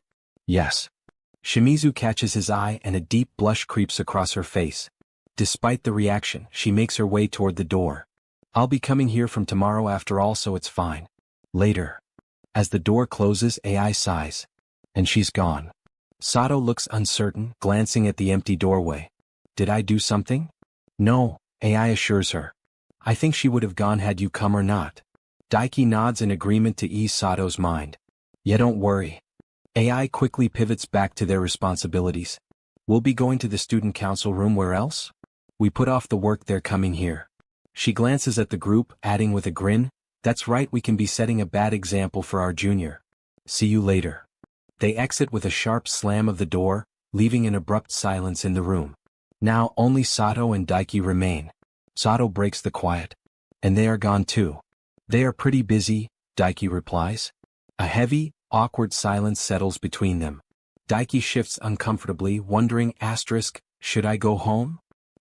Just as he considers leaving, Sato speaks up. Hondo-kun. How what? Sato looks at him earnestly. Do you have a minute? I need some advice. Advice from me? Daiki asks, surprised. AI-senpai said you are a good person, Sato explains. Daiki rubs the back of his neck, humbled. You say I don't really know whether I am, but I'll listen if something's bothering you. Thanks, Sato says softly. She takes a breath and dives in. Then I'll start with talking about the person I'm interested in. Okay, Daiki says, but his composure doesn't last long. Are you alright, Hondo-kun? Sato asks. Daiki is visibly shivering. Sorry, I was surprised, he stammers, thinking, How can you bring up such a topic just like that, Sato-san? Asterisk. Sato realizes her bluntness. Oh, sorry, but I'll keep the name a secret. Okay, Daiki agrees. Sato begins to describe him. He's taller than me. Yes, Daiki replies, noting to himself that she's laying out his characteristics. He's a library assistant like me, she continues. Library assistants, Daiki thinks. Immediately, an image of Shunya flashes into his mind. We're classmates since last year, Sato adds. The pieces click together perfectly. Library assistant, classmate, tall. Daiki holds up a hand. Wait a moment, Sato-san. What is it? Is the person you're talking about in the football club?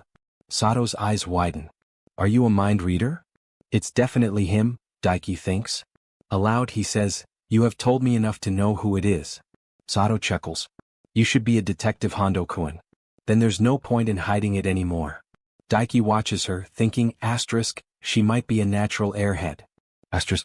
Yes, I'm interested in Matsuoka-kun, Sato finally admits. Daiki's mind whirs.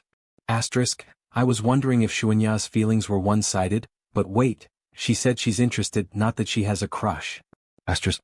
Sato reminisces, I started when we both were library assistants last year. At first I only gave short answers when he talked to me, but he talked to me often. Okay, Daiki prompts. Soon we started talking regularly and now we're both still library assistants. Talking with him became fun. She pauses, looking at him with genuine confusion. Hondo-kun, do you think I have a crush on Matsuoka-kun? Daiki is momentarily speechless. Asterisk, does she have a crush? Her situation sounds similar to mine. I'm also not sure what this feeling is. Asterisk. He chooses his words carefully. Sorry, I can't say for sure, I'm not experienced in love myself, however either way it doesn't change the fact that they are important to you. I think you should carefully think about it. At least that's what a friend told me. Sato reflects on his words. You say, Hondo-kun. What? Would you be willing to continue this conversation with me? Daiki smiles. If you don't mind that it's me, then any time. He thinks of his friend Shunya, but he also sees how troubled Sato is. He wants to support her. The next day, Daiki enters the classroom and finds Sato-san sitting at her desk. Nearby, Shimizu-san is slumped over, appearing to be fast asleep. Is Shimizu-san sleeping? Daiki asks. Yes, she was already sleeping when I came, Sato whispers. I see, Daiki replies. He takes his seat. Where are Ai-san and Yusuke-san? Sato replies they said they got stuff to do, they'll be late, Sato explains. All right, what do you want to do until they come? Sato reaches into her bag and pulls out a book. This. Daiki looks at the cover. This is a hairstyle catalog. I studied yesterday when I came home, Sato says seriously. Study? Today's topic is hairstyle preference. As they talk, Shimizu's head remains down, but she isn't sleeping. She is listening to every word. Hairstyle, Daiki repeats. Yes, I want to know what hairstyle would make a guy's heart flutter, Sato explains. That depends on the person, Daiki replies. He thinks to himself, asterisk, I want to say Shunya likes her with any hairstyle, but I probably shouldn't be so direct. Asterisk. Sato leans in.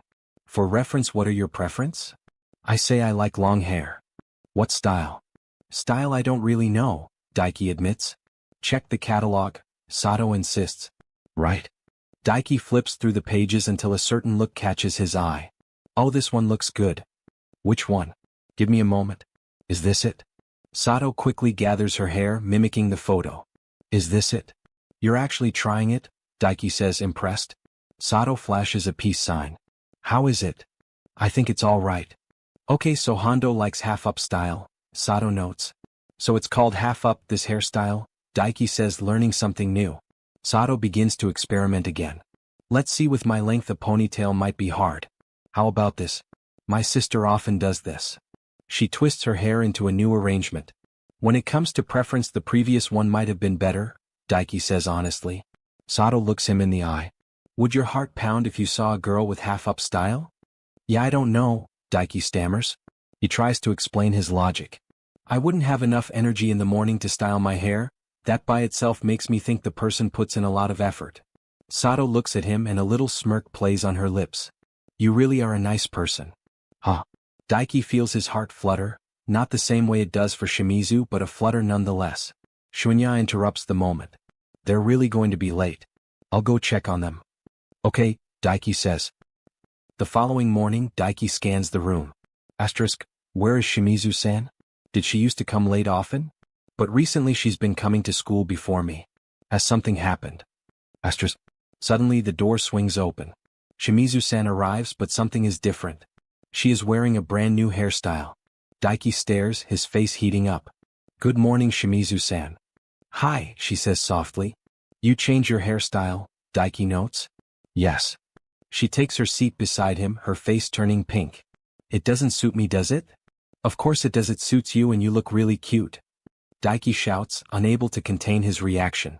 Shimizu's blush deepens. I see. Daiki is overwhelmed.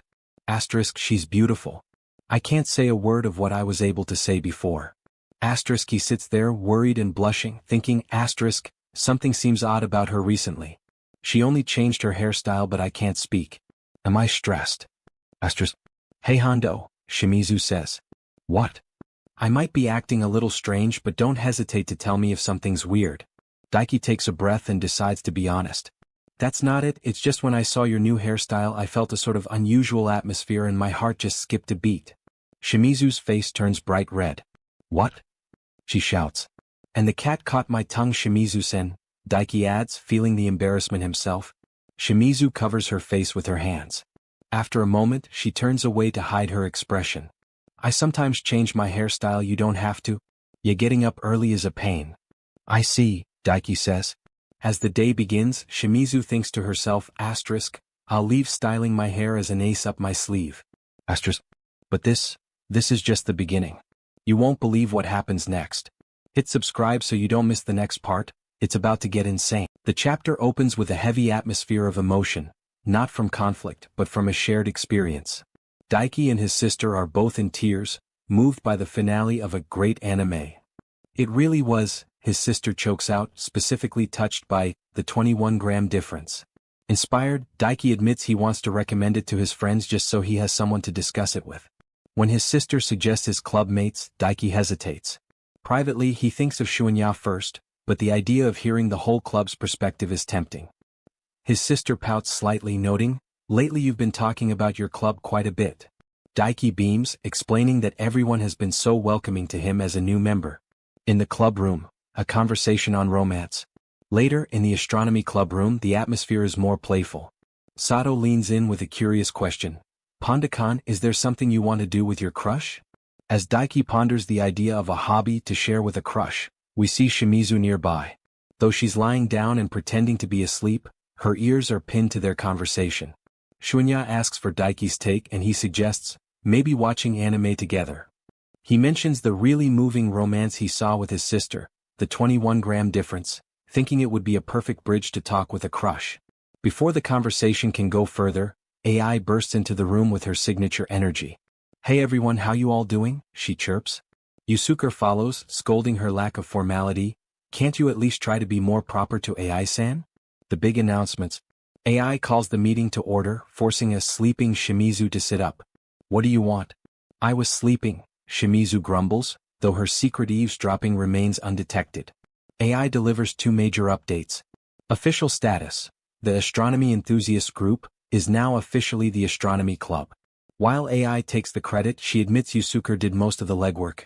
The catch, their advisor is Yuasa-sensei, Daiki and Shimizu's homeroom teacher, who apparently cried tears of happiness when he heard Shimizu joined. Most importantly, while they have permission to use the roof for stargazing, there is a strict academic condition. Specifically, all members must score within the top 40, Yusuke explains. That's a bit tough. We are a new club after all, so we have to prove ourselves. Daiki feels the pressure immediately. Top 40 is a tall order and his confidence wavers. Study sessions and swollen eyes. The following day, the club room transforms into a study hall. AI is the first to crack, moaning, I can't do it anymore. Daiki, however, is distracted by something else. He notices Shimizu's eyes look swollen as if she's been crying. Worried he might be digging up a sad memory, he tentatively asks if she's okay. To his surprise, AI starts laughing while Shimizu blushes furiously. I saw the 21-gram difference, that's why, Shimizu admits. The shared interest sparks a flame of excitement in Daiki. Oh, you've seen it too? Me too. AI reveals she and Shimizu, Watched it yesterday and Shimizu had started suddenly sobbing. The talk turns to the anime's confession scene. AI swoons over the idea of a confession under a starry sky, while a flustered Shimizu tries to play it cool. When AI tries to drag Daiki into the love talk, Yusuke shuts it down. That's enough, everybody study. The competitive edge. A week later, motivation is hitting an all-time low. AI demands a reward for her hard work. Yusuke sighs and strikes a deal. You'll get a prize if you score 30 points above the student council targets. I'll do whatever you want. Sensing an opportunity to liven things up, AI expands the stakes. She offers a wish to whoever gets the highest score in the club. Sato wants limited edition dorayaki. Shimizu claims she wants nothing from AI, until AI whispers a secret incentive into her ear. Whatever AI says causes Shimizu to blush a deep crimson. Suddenly, Shimizu is possessed by a surprising vigor and urgency, studying so hard that Daiki finds it intimidating to even speak to her. Tension and proximity. During the study grind, Sato asks Daiki for help with a problem. As Daiki leans in to explain it, he feels a chill, a shudder, and looks around, sensing a pair of angry eyes. It's Shimizu looking visibly jealous as she watches them work together. When Daiki later approaches Shimizu for help with a problem he doesn't understand, she initially tries to pawn him off on Yusuke. However, AI and Yusuke play matchmaker, insisting that since they are sitting next to each other, they should help one another. Geez, you leave me no choice, Shimizu huffs. As they look over the textbook, their shoulders touch. So close. Daiki flusters, and when Shimizu realizes their proximity, she jolts back, her face bright red. Sorry, I was focused on the textbook, she stammers. The result. The midterms end and the club gathers for the results. Yusuke, first place as expected. AI, 18th place, securing her reward from Yusuke. Daiki, 27th place, clearing the top 40. Sato, 33rd place, clearing the top 40. Then comes the shocker. Shimizu took 3rd place. The room is stunned by her academic dominance. While Daiki wonders what reward she could possibly want, the scene shifts to Shimizu's room that night. Clinging to a teddy bear, she finally lets out her excitement. Hell yeah, I did it! I crushed the exams. The flashback reveals AI's whispered bribe. If you score the highest, then during stargazing at the best moment, I'll leave you alone with Daiki-kun. With a look of pure determination and a racing heart, Shimizu declares, let's go. The following day, the club room, usually a hub of chaotic energy, is unusually quiet. Shimizu and Sato sit alone, waiting. Hondo said he's busy and won't come, Shimizu notes, glancing at the empty seats. But what about AI and Yusuke? Sato shrugs. They said student council work is taking longer than expected. A heavy silence falls between them. Shimizu's mind races. She remembers Sato asking Daiki about love, acting so casual about it. I'll tell her, Shimizu decides, her competitive spark lighting up. Hey Sato, she begins. I've got something to tell you. Sato looks up, unfazed. Funnily enough, I've got something to tell you too. They lock eyes, the air crackling with tension. Bring it on, Shimizu challenges. Let's go on 3. 1, 2, 3. You're into Hondo, aren't you? They both shout simultaneously. Shimizu's face turns a violent shade of crimson. What? How does she know? She screams internally before shouting. Why would you think like that? Sato begins ticking off points with cool precision. First off, the timing of your hairstyle changed to the one he said he likes. Secondly, you immediately saw that anime he was talking about. And thirdly, Sato pauses for effect. When he said he wanted to eat a handmade lunch, you made one for him. Hold on. Shimizu shouts, her face burning. How did you know that? Can I choose my right to remain silent? Sato asks. No way. Spit it out. Sato sighs. Fine. Ai-senpai asked me to keep an eye on you. Shimizu's temper flares. Damn it, AI. You should have refused. I would have, Sato admits bluntly, but I was promised dorayaki for the information. Shimizu is speechless. I was sold out for sweets, seen through by a dorayaki addict. And, Sato adds, I'm not into Hondo-kun. Liar. Shimizu retorts. You were talking with him about love, gathering information, and being all friendly. Sato gives her a knowing look. So, you were just pretending to sleep? Shimizu freezes. Sato continues, the one I like is actually Matsuoka-kun. Matsuoka Shunya-kun.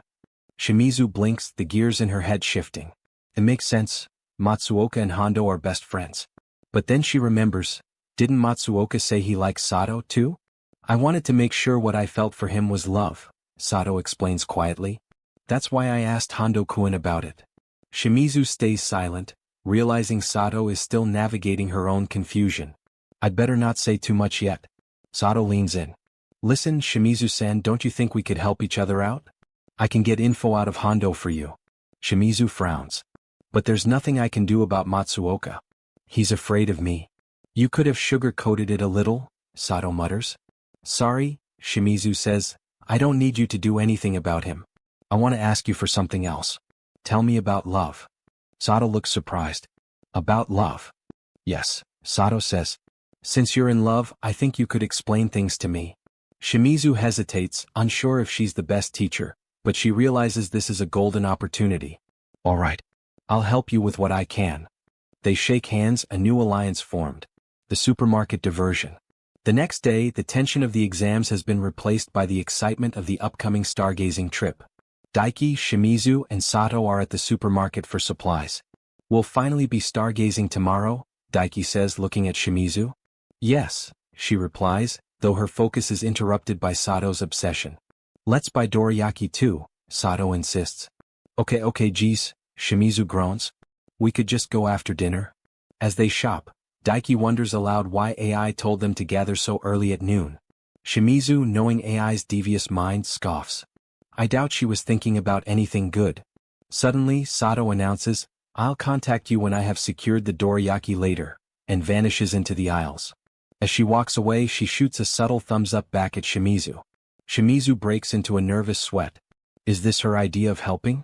Leaving us alone without notice? We got to go after her, Daiki says, but the supermarket is a labyrinth. I'll tell the others we lost Sato-san.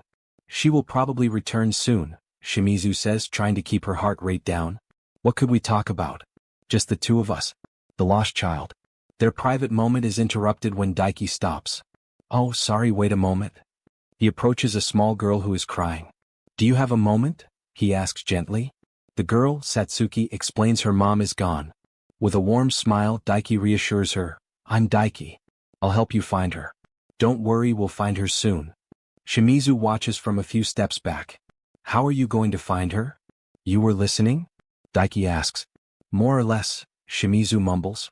I wouldn't continue shopping on my own, though it would have been nice to be by ourselves. Thanks, Daiki says. That's really kind of you. Satsuki looks up at Shimizu and shrinks back. Daiki, who is this scary person?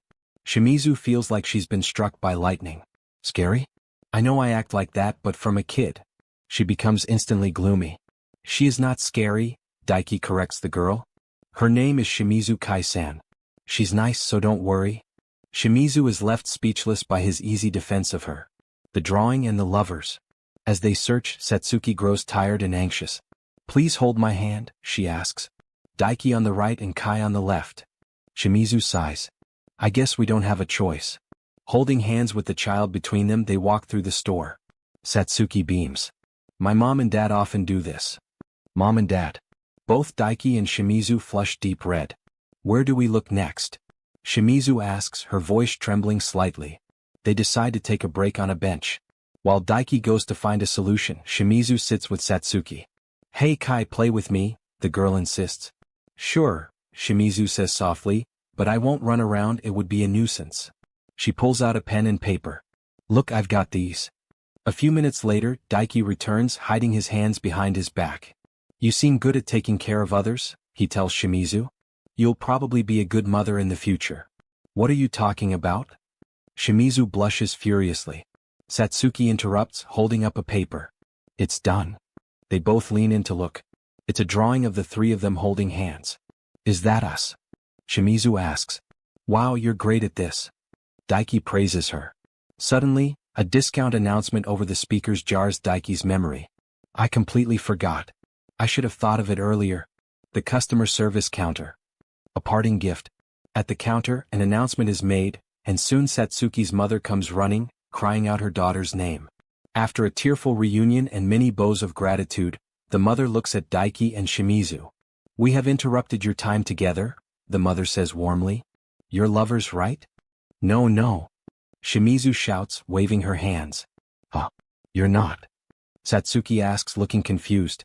But you got this look in your eyes when you're looking at Daiki. Shimizu freezes. Even a child saw through me. Shimizu-san. Daiki says, noticing her silence. Shimizu suddenly turns to Satsuki. No, the thing you said is right. She blushes, but her voice is firm. I'm right. If you really want to express your thanks, I want that drawing from a moment ago. Would you give it to us? Sure. Satsuki chirps. I am rooting for you. Yeah, thanks, Shimizu murmurs. As the mother and daughter walk away, Satsuki calls out, Bye-bye Kai Daiki. That's nice, Daiki says, looking at the departing pair. Shimizu looks down at the drawing of the two of them holding hands with the little girl. Yeah, she whispers. Suddenly, Sato reappears out of thin air. You owe me one, she whispers to Shimizu. Ah. Shimizu glares at her, her face still hot with a mix of anger and embarrassment. To be continued. On a quiet holiday morning at Daiki's house, sunlight spilling softly through the windows. The air feels calm, almost too calm, like something important is about to happen. Daiki grabs his things and heads toward the door, casually saying, I'm heading out. But before he can leave, a small voice stops him. Wait, Daiki. He turns around, slightly confused. What's up, Kino? Standing there is his younger sister, Kino, her expression unusually soft, almost hesitant. She looks up at him, making a cute but slightly sad face as she asks, Do you have to go? Daiki pauses for a moment, then answers honestly, Yeah, the sky is clear today. Perfect for stargazing. At his words, Kino's expression drops just a little. She forces a small response, All right. Daiki notices something feels off, but brushes it aside, stepping out anyway. Meanwhile, somewhere else, Shimizu stands deep in her thoughts, her heart already racing. Today is the day. She clenches her fists slightly, determination building as she thinks to herself. Today is finally the day they'll go stargazing together. She has everything planned out perfectly. First, they'll talk about stars when they're alone. Then, when the mood feels right, they'll hold hands. And maybe, just maybe, she'll confess. Her face turns red just imagining it. Time passes and soon everyone gathers together at school. Shimizu sits right beside Daiki, stealing glances at him, her heart beating faster with every second. Everything is going according to plan, until AI suddenly claps her hands and announces loudly, All right everyone, everyone's here. Let's play a game. Shimizu freezes. A bad feeling creeps up her spine. She looks at AI and thinks, this is not good. Moments later, AI pulls out sticks and begins explaining. They're playing a Viking game. Everyone draws a stick, and whoever gets the king stick gives orders. Simple. Too simple. Shimizu narrows her eyes. Something about this feels dangerous. The first round begins. Mio becomes the king. After a moment of thinking, she says, All right, I choose number 2. Everyone checks their sticks. It's Daiki. Shimizu tenses instantly, watching carefully, ready to explode if anything weird happens. But Mio simply smiles and says, I want something sweet if you have anything. Shimizu blinks. That's it? Daiki casually steps forward and says, I'm number 2, is this fine? He hands her dorayaki. Mio's eyes sparkle as she takes it, saying, Are you an angel? Shimizu exhales slightly. Crisis avoided. For now. Then comes the second round. This time, AI is the king. Shimizu's heart drops. This is bad. Very bad. AI looks around, then smirks slightly before saying, Number 2 and 4 go to the vending machine while holding hands and buy some juice. Silence. Then, Daiki says, I'm number 4. And Shimizu, trembling slightly, whispers, Me. Her face instantly turns red. Her mind goes blank. Hand holding? Here. Now. She panics and shouts, Something is fishy, I want to overturn the order. But no one supports her. The decision stands. Daiki stands up and gently extends his hand toward her. Let's just go. Shimizu stares at his hand like it's something dangerous. Her thoughts spiral. This wasn't the plan. This wasn't supposed to happen yet. She was going to do this later, under the stars, when everything felt perfect. Not like this. Not suddenly. Her face burns as she slowly reaches out. Wait a moment. But, she still places her hand in his. The moment their hands touch, her entire body stiffens. Ah. Daiki flinches slightly. Sorry. Shimizu quickly shakes her head, flustered. Don't apologize, forget it. They walk together hand in hand. Silence surrounds them. But inside Shimizu, it's chaos.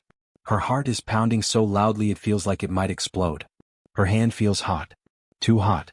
She can't even look at him. She tries to say something, anything. But nothing comes out. Then Daiki breaks the silence. You know, there are more people than I would have expected, considering what Sato-san said. Shimizu responds awkwardly, oh yeah. But her mind is still spinning. Then Daiki notices something. You are wearing your hair differently today. She stiffens. What of it? You got something against it? He quickly shakes his head. Not at all, it's just it really suits you. Her grip tightens instantly. Her face turns even redder. Okay. After a while they return. Still holding hands. AI notices immediately and smirks. By the way, how long do you plan to hold on to each other for? They both instantly let go. Shimizu explodes, face burning. Damn it, just get the lords ready. The game continues. And unfortunately for Shimizu, AI keeps becoming king. Again. And again. And again. Then comes the worst one. AI declares. Number 3 brings number 4 to a wall and says something cool. Shimizu freezes. This is too much. Way too much. She panics, shouting. You're cheating, check her. But it's already decided.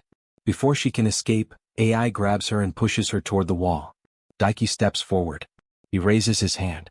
Slams it against the wall beside her. And says, I'll never let anyone else have you. Stay by my side forever. Time stops. Shimizu's brain shuts down completely. Her face turns bright red. Her heart feels like it's going to explode. She can't move. She can't speak. She can't breathe. The game ends. But the damage is done. Later, in the kitchen, everyone gathers again. AI, now punished, sits with a bump on her head, whining. Sorry. Daiki laughs lightly, saying, all in all, it was pretty fun. Shimizu glares at AI, still furious. But deep inside, her heart hasn't calmed down even a little. Then comes one final moment.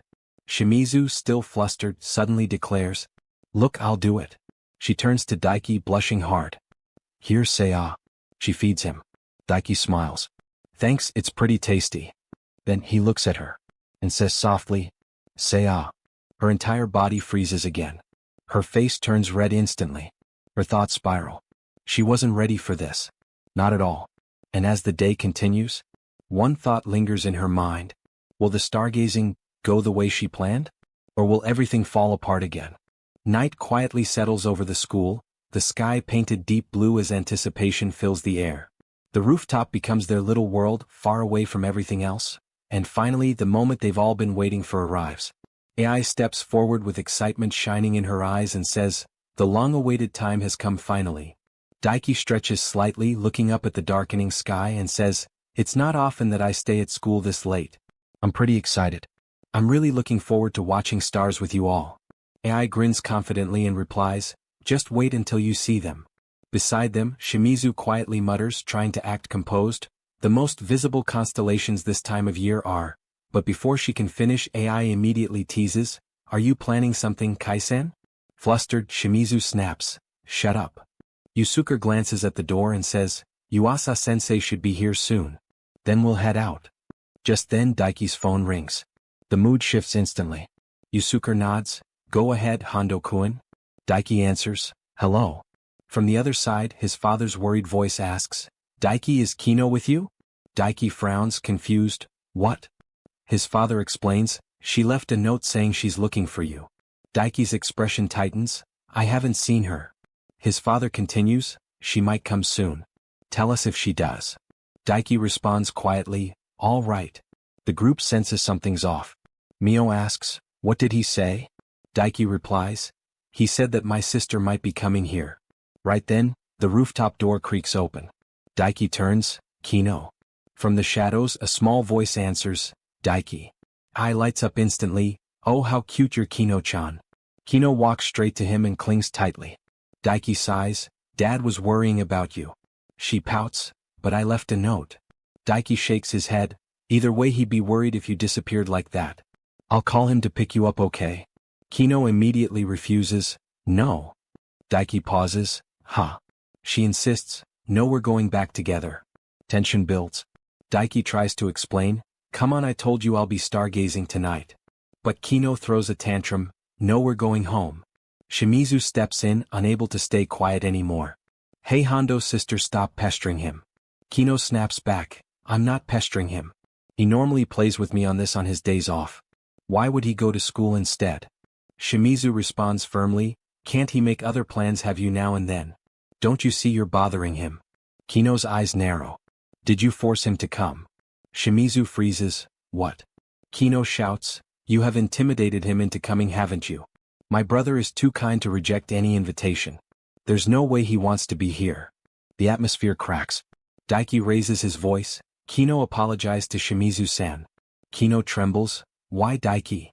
Then he shouts, apologize. The words hit hard. Kino's eyes fill with tears, and she runs. The rooftop falls silent. Then chaos. Daiki panics, oh Kino. Yusuke takes charge, let's split up and look for her. Mio says, I'll go check there. Ai adds, leave it to us. Shimizu steps forward, yeah, I'll go look too. Daiki nods, thank you. In the quiet hallway, Shimizu runs, her breath uneven. She thinks about Daiki's worried face, about how excited he was just moments ago. Her chest tightens. To hell with my plan. I've got to fix this. Then she spots her. Kino sits alone on a bench. Shimizu calls out, hey. Kino flinches, eek. Then mutters, this scary person. Shimizu sighs softly, sorry for scaring you. Come on, let's go back, everyone's worried. Kino shakes her head, no. Her voice trembles, Daiki's probably still mad I can't go back. Shimizu reassures her, he's not mad, he's worried sick.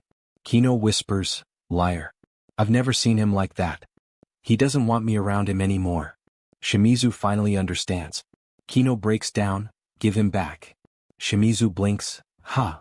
Tears stream down Kino's face, he's always there when mom and dad came home late. He was always with me. Why is he here? She sobs, I don't want him to leave me alone. Shimizu gently sits beside her. Listen closely. Kino sniffles, what? Shimizu speaks softly, Hondo really cares about you. He'd never ever leave you alone. He often brings you up in conversations. Anyone could tell how much he cherishes you. He's not leaving you behind, so maybe you could let him go out sometimes. Kino's voice breaks, will he forgive me? Shimizu smiles gently, of course he will. Don't cry. Kino nods, yeah. Shimizu pulls her into a hug, letting her cry it out. Later, back with the group. Daiki hugs Kino tightly, I'm so glad you're okay. Kino whispers, Daiki. He apologizes, sorry for getting mad at you. Kino shakes her head, no, it's my fault. They bow to everyone. Thank you all for helping me find her. The group responds warmly. Then Kino walks up to Shimizu, nervous. Guy Shimizu-san. Shimizu replies, what is it? Kino bows deeply, I'm sorry I was so mean to you. Shimizu shrugs lightly, don't worry, I'm not particularly angry. Kino asks, and will you forgive me? Shimizu smiles, yeah.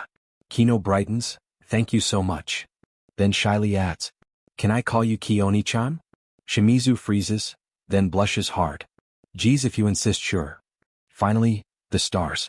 The rooftop glows under a sky full of constellations. Daiki looks up in awe. Shimizu begins explaining softly, pointing at the sky. Those are the spring constellations, Great Bear, Little Bear, and that's a summer one. Kiginus, right? Daiki smiles, you know quite a lot. She replies, since we were going stargazing I thought I'd read up on them. He says warmly, you're pretty serious about this. She snaps lightly, anything wrong with that? He shakes his head, no, I think that's a very nice part of you. She blushes again. Soon it's just the two of them, standing under the endless sky. Daiki quietly says, being together with everyone is fun, but I also like spending time by ourselves like this. Shimizu's heart skips. After a pause, she answers, I also don't dislike spending time with you. Silence. Soft. Warm. Real. Daiki places a hand on his chest, his heart racing. I don't want this moment to end. He looks at her, then up at the stars. I wonder if this is love. If you enjoyed this recap, make sure to like the video, share it with your friends, and hit that subscribe button, because the next part gets even crazier and you don't want to miss it. Since that day, Daiki had realized something he could no longer ignore. Somewhere along the way he had fallen for Shimizu-san. Ever since noticing it, everything between them had started to feel strangely awkward. He could not figure out how to act around her anymore, and every chance to speak honestly slipped away before he could take it. Even so, they continued spending their summer vacation together with the rest of the club. Awkward or not, he had genuinely enjoyed every moment.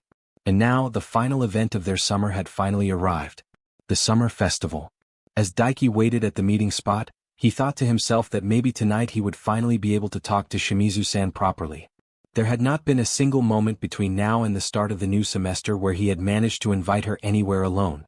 He kept telling himself he could simply ask her out somewhere casually, but every time he tried, the words refused to come out. Yusuke suddenly called out that it was almost time, and Daiki answered absent-mindedly before reminding everyone about the promise they had made to go to the festival together. Then the girls arrived. AI and the others stepped toward them wearing beautiful yukata, instantly changing the atmosphere around them. Yusuke immediately complimented AI, causing her to blush happily while pretending to act smug about it. Daiki could barely process the sight in front of him. Shimizu-san looked stunning. Before he could say anything, his mind drifted back to a conversation from earlier that summer. Yusuke had confessed to the group that he planned to confess his feelings to AI. Daiki had been completely shocked, but everyone else had already figured it out long ago. Shimizu even called him dense for not noticing. Yusuke explained that they were already approaching graduation, and once that happened, chances to meet would become rare. This summer festival would probably be his final opportunity. He asked all of them for help. Nothing complicated. He simply needed a moment alone with AI when the fireworks began. Everyone agreed immediately. Shimizu confidently told him to leave it to them, while Daiki promised to support him however he could. Back then, Daiki had admired Yusuke's courage. Now, standing at the festival, he understood even more just how terrifying it was to confess your feelings. The memory faded when Shimizu suddenly spoke to him in the present. The moment their eyes met, both of them froze. Daiki's face heated up as he stared at her yukata. He nervously admitted that it suited her perfectly and that she looked really pretty. The compliment immediately made Shimizu blush bright red. Unable to handle the embarrassment, she hurriedly turned away and insisted they should get going since the festival had already started. The group entered the crowded festival streets filled with glowing lanterns and food stalls. AI excitedly listed every snack she wanted to eat while Shimizu teased her for only thinking about food. AI fired back immediately, joking that Shimizu would probably be satisfied just spending time beside Daiki. That comment nearly made Shimizu short-circuit from embarrassment. The night continued with laughter, games, and wandering through the festival together. But throughout it all, Daiki noticed Yusuke growing more and more nervous. Watching him made Daiki realize just how much courage it took to put your feelings into words. Eventually, the announcement for the first fireworks echoed through the festival. Yusuke quickly suggested that he and AI search for a good viewing spot. Shimizu immediately understood the plan and suggested that the rest of them split up too. Once Yusuke and AI disappeared into the crowd, Daiki mentioned that maybe they should not interrupt them during the fireworks. Shimizu agreed, proudly declaring their mission accomplished. But after a moment, she mischievously suggested they secretly follow them anyway. Daiki hesitated, but Shimizu grabbed the lead immediately, dragging him along with Sito as they quietly tailed the pair through the festival grounds. Soon they found Yusuke and AI alone together beneath the night sky. Hidden behind bushes nearby, the three watched silently. Daiki quietly asked Shimizu how long she had known about Yusuke's feelings. She explained that as his childhood friend, she had noticed it years ago.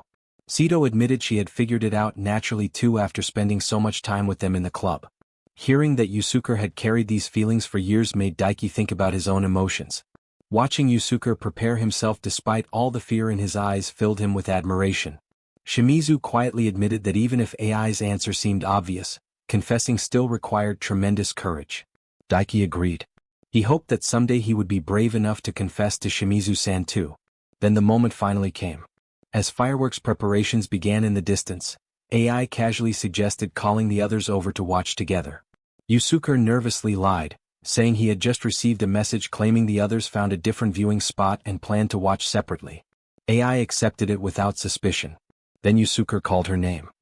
His voice trembled as he confessed that he had loved her for a very long time and wanted to stay by her side forever. He asked her to go out with him. AI immediately burst into tears.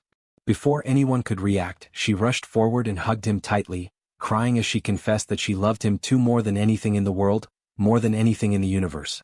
Watching the scene unfold left even Daiki emotional.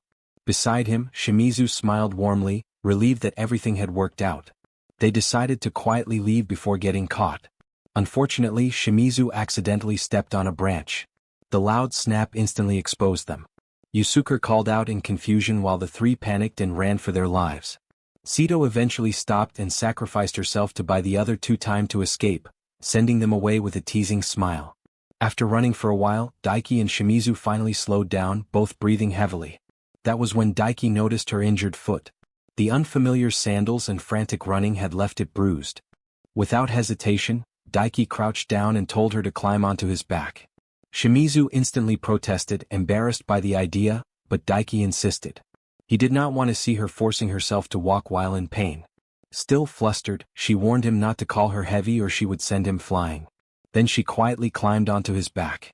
As Daiki carried her through the festival night, the atmosphere between them grew softer and quieter. Shimizu admitted that Yusuke's confession had been really cool. Daiki agreed while secretly wishing he could someday confess that boldly too. Then Shimizu shyly asked if he ever wondered what they looked like to other people right now. Daiki answered honestly. Probably like a couple. Her face turned bright red as she asked whether he was really okay with that even though they were not dating. Daiki quietly admitted that he did not mind at all. Because deep down it was exactly what he wanted. At that exact moment, the fireworks exploded across the night sky. Bright colors illuminated Shimizu's blushing face as she apologized for making him miss the fireworks because of her injury. But Daiki smiled and told her he was simply happy to watch them together. The words caught Shimizu off guard. Flustered, she almost admitted something before stopping herself halfway. Then, after gathering her courage, she softly asked him if they could watch the fireworks together again next year too. Daiki smiled warmly and agreed. As the fireworks continued blooming above them, he quietly wished that by next year, he would be inviting her not just as a friend, but as his girlfriend. The evening air in the classroom felt unusually calm as Daiki sat across from Shunya, the fading sunlight stretching long shadows over their desks. Shunya leaned back casually, studying his friend with a knowing grin before pointing out that Daiki had finally realized he had a crush on Shimizu-san. Daiki admitted it without trying to deny anything anymore, then awkwardly apologized for taking so long to notice his own feelings. Shunya only laughed softly, saying he had expected this outcome sooner or later anyway. Then he asked the important question, what Daiki planned to do now that he understood his feelings. Daiki looked confused at first, but Shunya explained further, asking if there was something he wanted to do with Shimizu. Daiki immediately remembered the night they watched the fireworks together. The colorful explosions in the sky, the warmth of standing beside her, and the quiet happiness of that moment resurfaced clearly in his mind. He admitted that next year he wanted to watch the fireworks together with her again. But as he thought about it more deeply, another feeling naturally rose inside him. He realized that more than anything else he simply wanted to stay together with her. Shunya smiled quietly at the answer and remarked that Daiki had changed. Daiki looked confused, asking what he meant, but Shunya only kept smiling, clearly amused at how love had slowly transformed his usually dense friend. Meanwhile, at Shimizu's home, AI suddenly burst into her room with dramatic energy and declared that Shimizu had a mission. Confused and annoyed, Shimizu asked what she wanted now. AI explained that she would soon be fully occupied preparing for entrance exams, so before that happened she wanted to keep pushing Shimizu forward in her relationship with Daiki. When Shimizu reluctantly asked what the mission was, AI immediately suggested having a video call with Daiki. The idea caught Shimizu off guard. AI excitedly explained that talking with your crush until you fell asleep was guaranteed to bring two people closer together.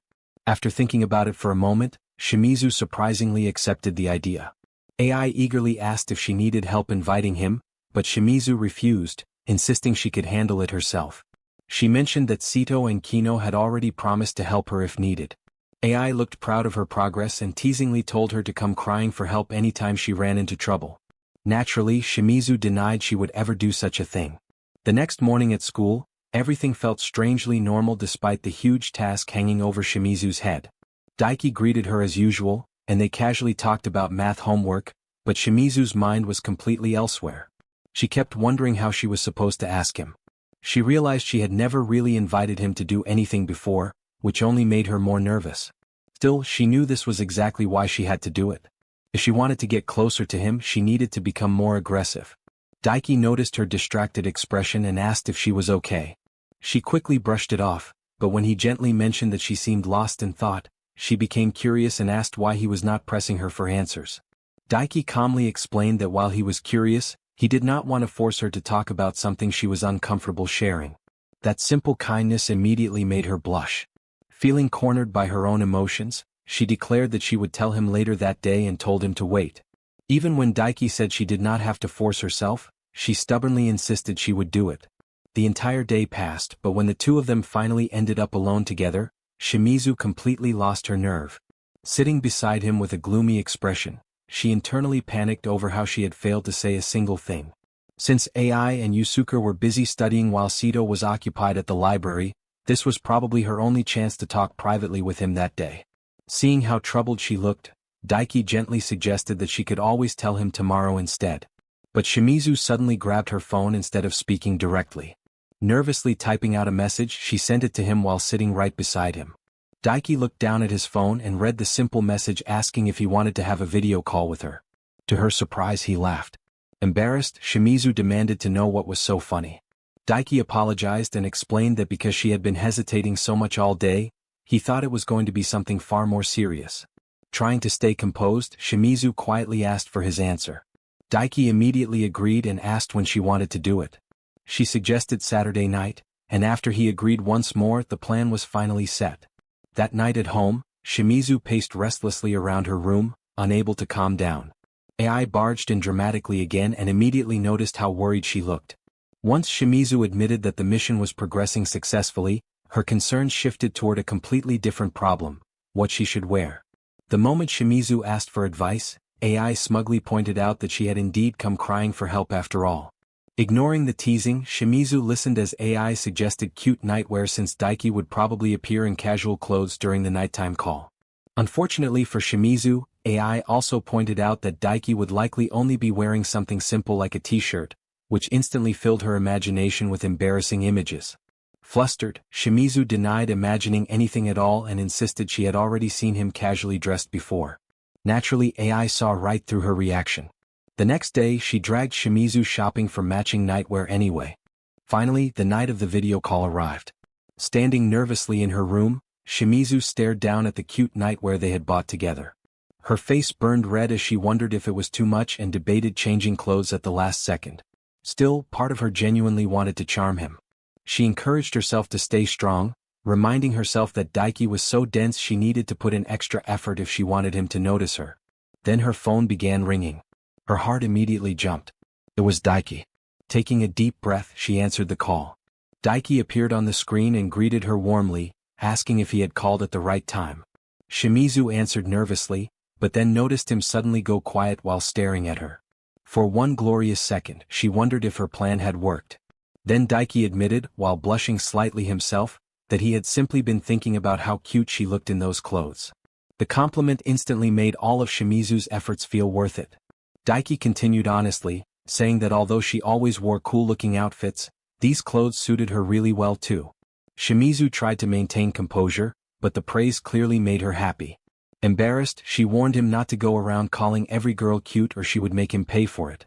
Daiki immediately denied saying such things to everyone, which only made her blush even harder. Once the awkwardness settled, Daiki asked what she wanted to talk about. Unfortunately, Shimizu realized she had spent so much energy preparing for the call itself that she had completely forgotten to think of conversation topics. In the end, they simply chatted casually. And surprisingly, it felt wonderful. They talked about school, friends, and random everyday things. As the conversation flowed naturally, Shimizu realized how much she had already changed because of him. She thought about everything she had done just to catch his attention: dyeing her hair black again, learning to cook, changing hairstyles, trying cute clothes, and pushing herself into situations she normally would have avoided. Yet strangely enough, she did not dislike any of those changes. At some point, Daiki noticed her becoming quieter and asked if she was falling asleep. Startled, she admitted the truth instead. She confessed that she had simply been thinking about him. Daiki softly thanked her, which immediately made her flustered because that was not the kind of confession someone responded to with thanks. But Daiki explained that hearing those words made him feel warm inside. Then, after a short pause, he admitted something even more personal. Whenever he talked to her, he sometimes felt as though the emptiness inside him was slowly being filled by her words. Little by little, she was changing him into her colors. The moment those words reached her ears, Shimizu completely short-circuited. Her face turned bright red as she panicked and declared that this was bad. Daiki gently laughed and said he did not think it was a bad thing at all, but Shimizu could no longer handle the overwhelming embarrassment. In a desperate attempt to escape, she abruptly announced that she was going to sleep because she suddenly felt sleepy. Though confused, Daiki simply accepted it and wished her good night. After hanging up, Shimizu immediately collapsed onto her bed, burying her burning face into the sheets as Daiki's words replayed endlessly inside her mind. "You're changing me more and more into your colors." Lying there alone in the darkness, she quietly realized that the exact same thing was happening to her too. And with that thought, she covered her face while blushing even harder as the chapter came to an end. That's it for today's recap. If you enjoyed the video, don't forget to like, subscribe, and turn on notifications so you never miss the next chapter. And make sure to use YouTube's new hype feature on this video to help push the channel even further. Your hype seriously helps more people discover these recaps. Comment your favorite moment below, and I'll see you in the next insane chapter recap. Few days before Kei Shimizu's birthday, AI gathered everyone together with an exciting announcement. "I want to invite everyone to Kei's birthday party." Daiki blinked in surprise. "Shimizu-san's birthday party?" "Yep, this Saturday," AI replied with a smile. "Yusuke's coming too." "Saturday works for me," Daiki said. "Me too," Sato added. "Great, then it's settled." Before the conversation ended, Daiki hesitated for a moment before speaking up. "AI-san, can I bring Kino along?" "Ichem? Why?" "She's been going crazy over Shimizu-san lately." Kei immediately smiled. "I'd be happy to see her." "Well, if Kei's okay with it, then we'll make it 6 people, AI said. "Thanks. Then I'll see everyone on Saturday," Kei replied. And before long, Saturday finally arrived. As Daiki walked toward Shimizu's house with Kino at his side, both of them were visibly excited. "I'm really looking forward to Shimizu-san's birthday party," Daiki said. "Me too." While Kino happily skipped ahead, Daiki couldn't stop thinking about the present hidden in his bag. "I spent forever choosing it, but will she actually like it? I'll finally get to see Kei again," Kino said excitedly. "Did you bring your present?" Kino immediately turned red. "Why yes. I'm sure she'll like it." Daiki laughed. "I hope mine makes her happy too." Soon they arrived at the party. The room was warm and lively as everyone gathered around Kei's birthday cake. "Happy birthday." Kei smiled brightly as the candles flickered before her. A few moments later, her mother picked up the cake. "I'll go cut this for everyone." "Thank you," Yusuke replied. Then AI suddenly clapped her hands. "Let's play a game." "Sounds fun," Daiki said. "A drawing game?" Kei asked. "Exactly. I'll hand out sketchbooks, split everyone into teams, and we'll get started." Soon everyone was scribbling away while trying to guess each other's drawings. Some drawings were surprisingly good. Others were complete disasters. At one point both Kei and Kino somehow ended up drawing cats, causing everyone to burst into laughter. After several rounds, AI stretched her arms. "That was fun. Next up is..." Before she could finish, Kei's mother suddenly appeared. "Daiki-kun, do you have a moment?" Daiki froze. "Shimizu-san's mother? My husband just got home. He says he'd like to talk with you." "Huh?" Cold sweat immediately ran down Daiki's back. What does he want to talk about?" "I don't know.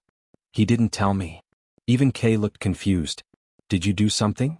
"I have absolutely no idea." Daiki's imagination immediately went wild. "Did I accidentally offend him? Is he angry that I came to a girl's house?" Meanwhile Kei frowned. "Why can't he just talk here?" "Apparently he insisted on speaking to him alone," her mother explained. Even AI looked surprised. "That's unlike him." Daiki swallowed hard. "I have no idea why he's calling me specifically, but refusing would be rude." Taking a deep breath, he nodded. "All right. I'll talk with him." Kei looked worried. "Are you okay, Hondo?" "I'll be fine. I'll be back soon." With that, Daiki left the room. A few moments later, he found himself standing before Kei's father. "Hello." "Hello, Daiki-kun. I'm Kei's father. Sorry for interrupting the party." "No, not at all." After a brief silence, the man finally spoke. "This is about Kei." Daiki straightened immediately. Then Kei's father looked down thoughtfully. Ever since she was little, she struggled to interact with other people. His voice softened. But this year something changed. Daiki listened quietly. She started making friends. She began spending time with people outside the family. Then to Daiki's shock, the man bowed. "Thank you." What? "I haven't done anything. AI told me everything." She said you've helped her tremendously. Daiki shook his head. I just enjoy talking with her. You may think that's a small thing, but for Kei it isn't. Daiki smiled. Honestly, talking with her has been fun for me too. The father stared at him before smiling warmly. I'm glad to hear you say that. For a moment, Daiki remembered all the time he'd spent with Kei. The shy girl he'd first met felt completely different now. Then her father suddenly cleared his throat. Actually, there's one more thing. Yes. The man's eyes narrowed slightly. Daiki-kun, what do you think of Kei? Daiki's face instantly exploded red. Before he could answer, the door slid open. Honey? Kei's mother appeared. Stop putting Daiki-kun on the spot. The father immediately coughed. Right? Sorry. Daiki awkwardly laughed. And no, it's fine. You can head back now. The moment he was dismissed, Daiki escaped. When he returned to the living room, everyone had already started exchanging gifts.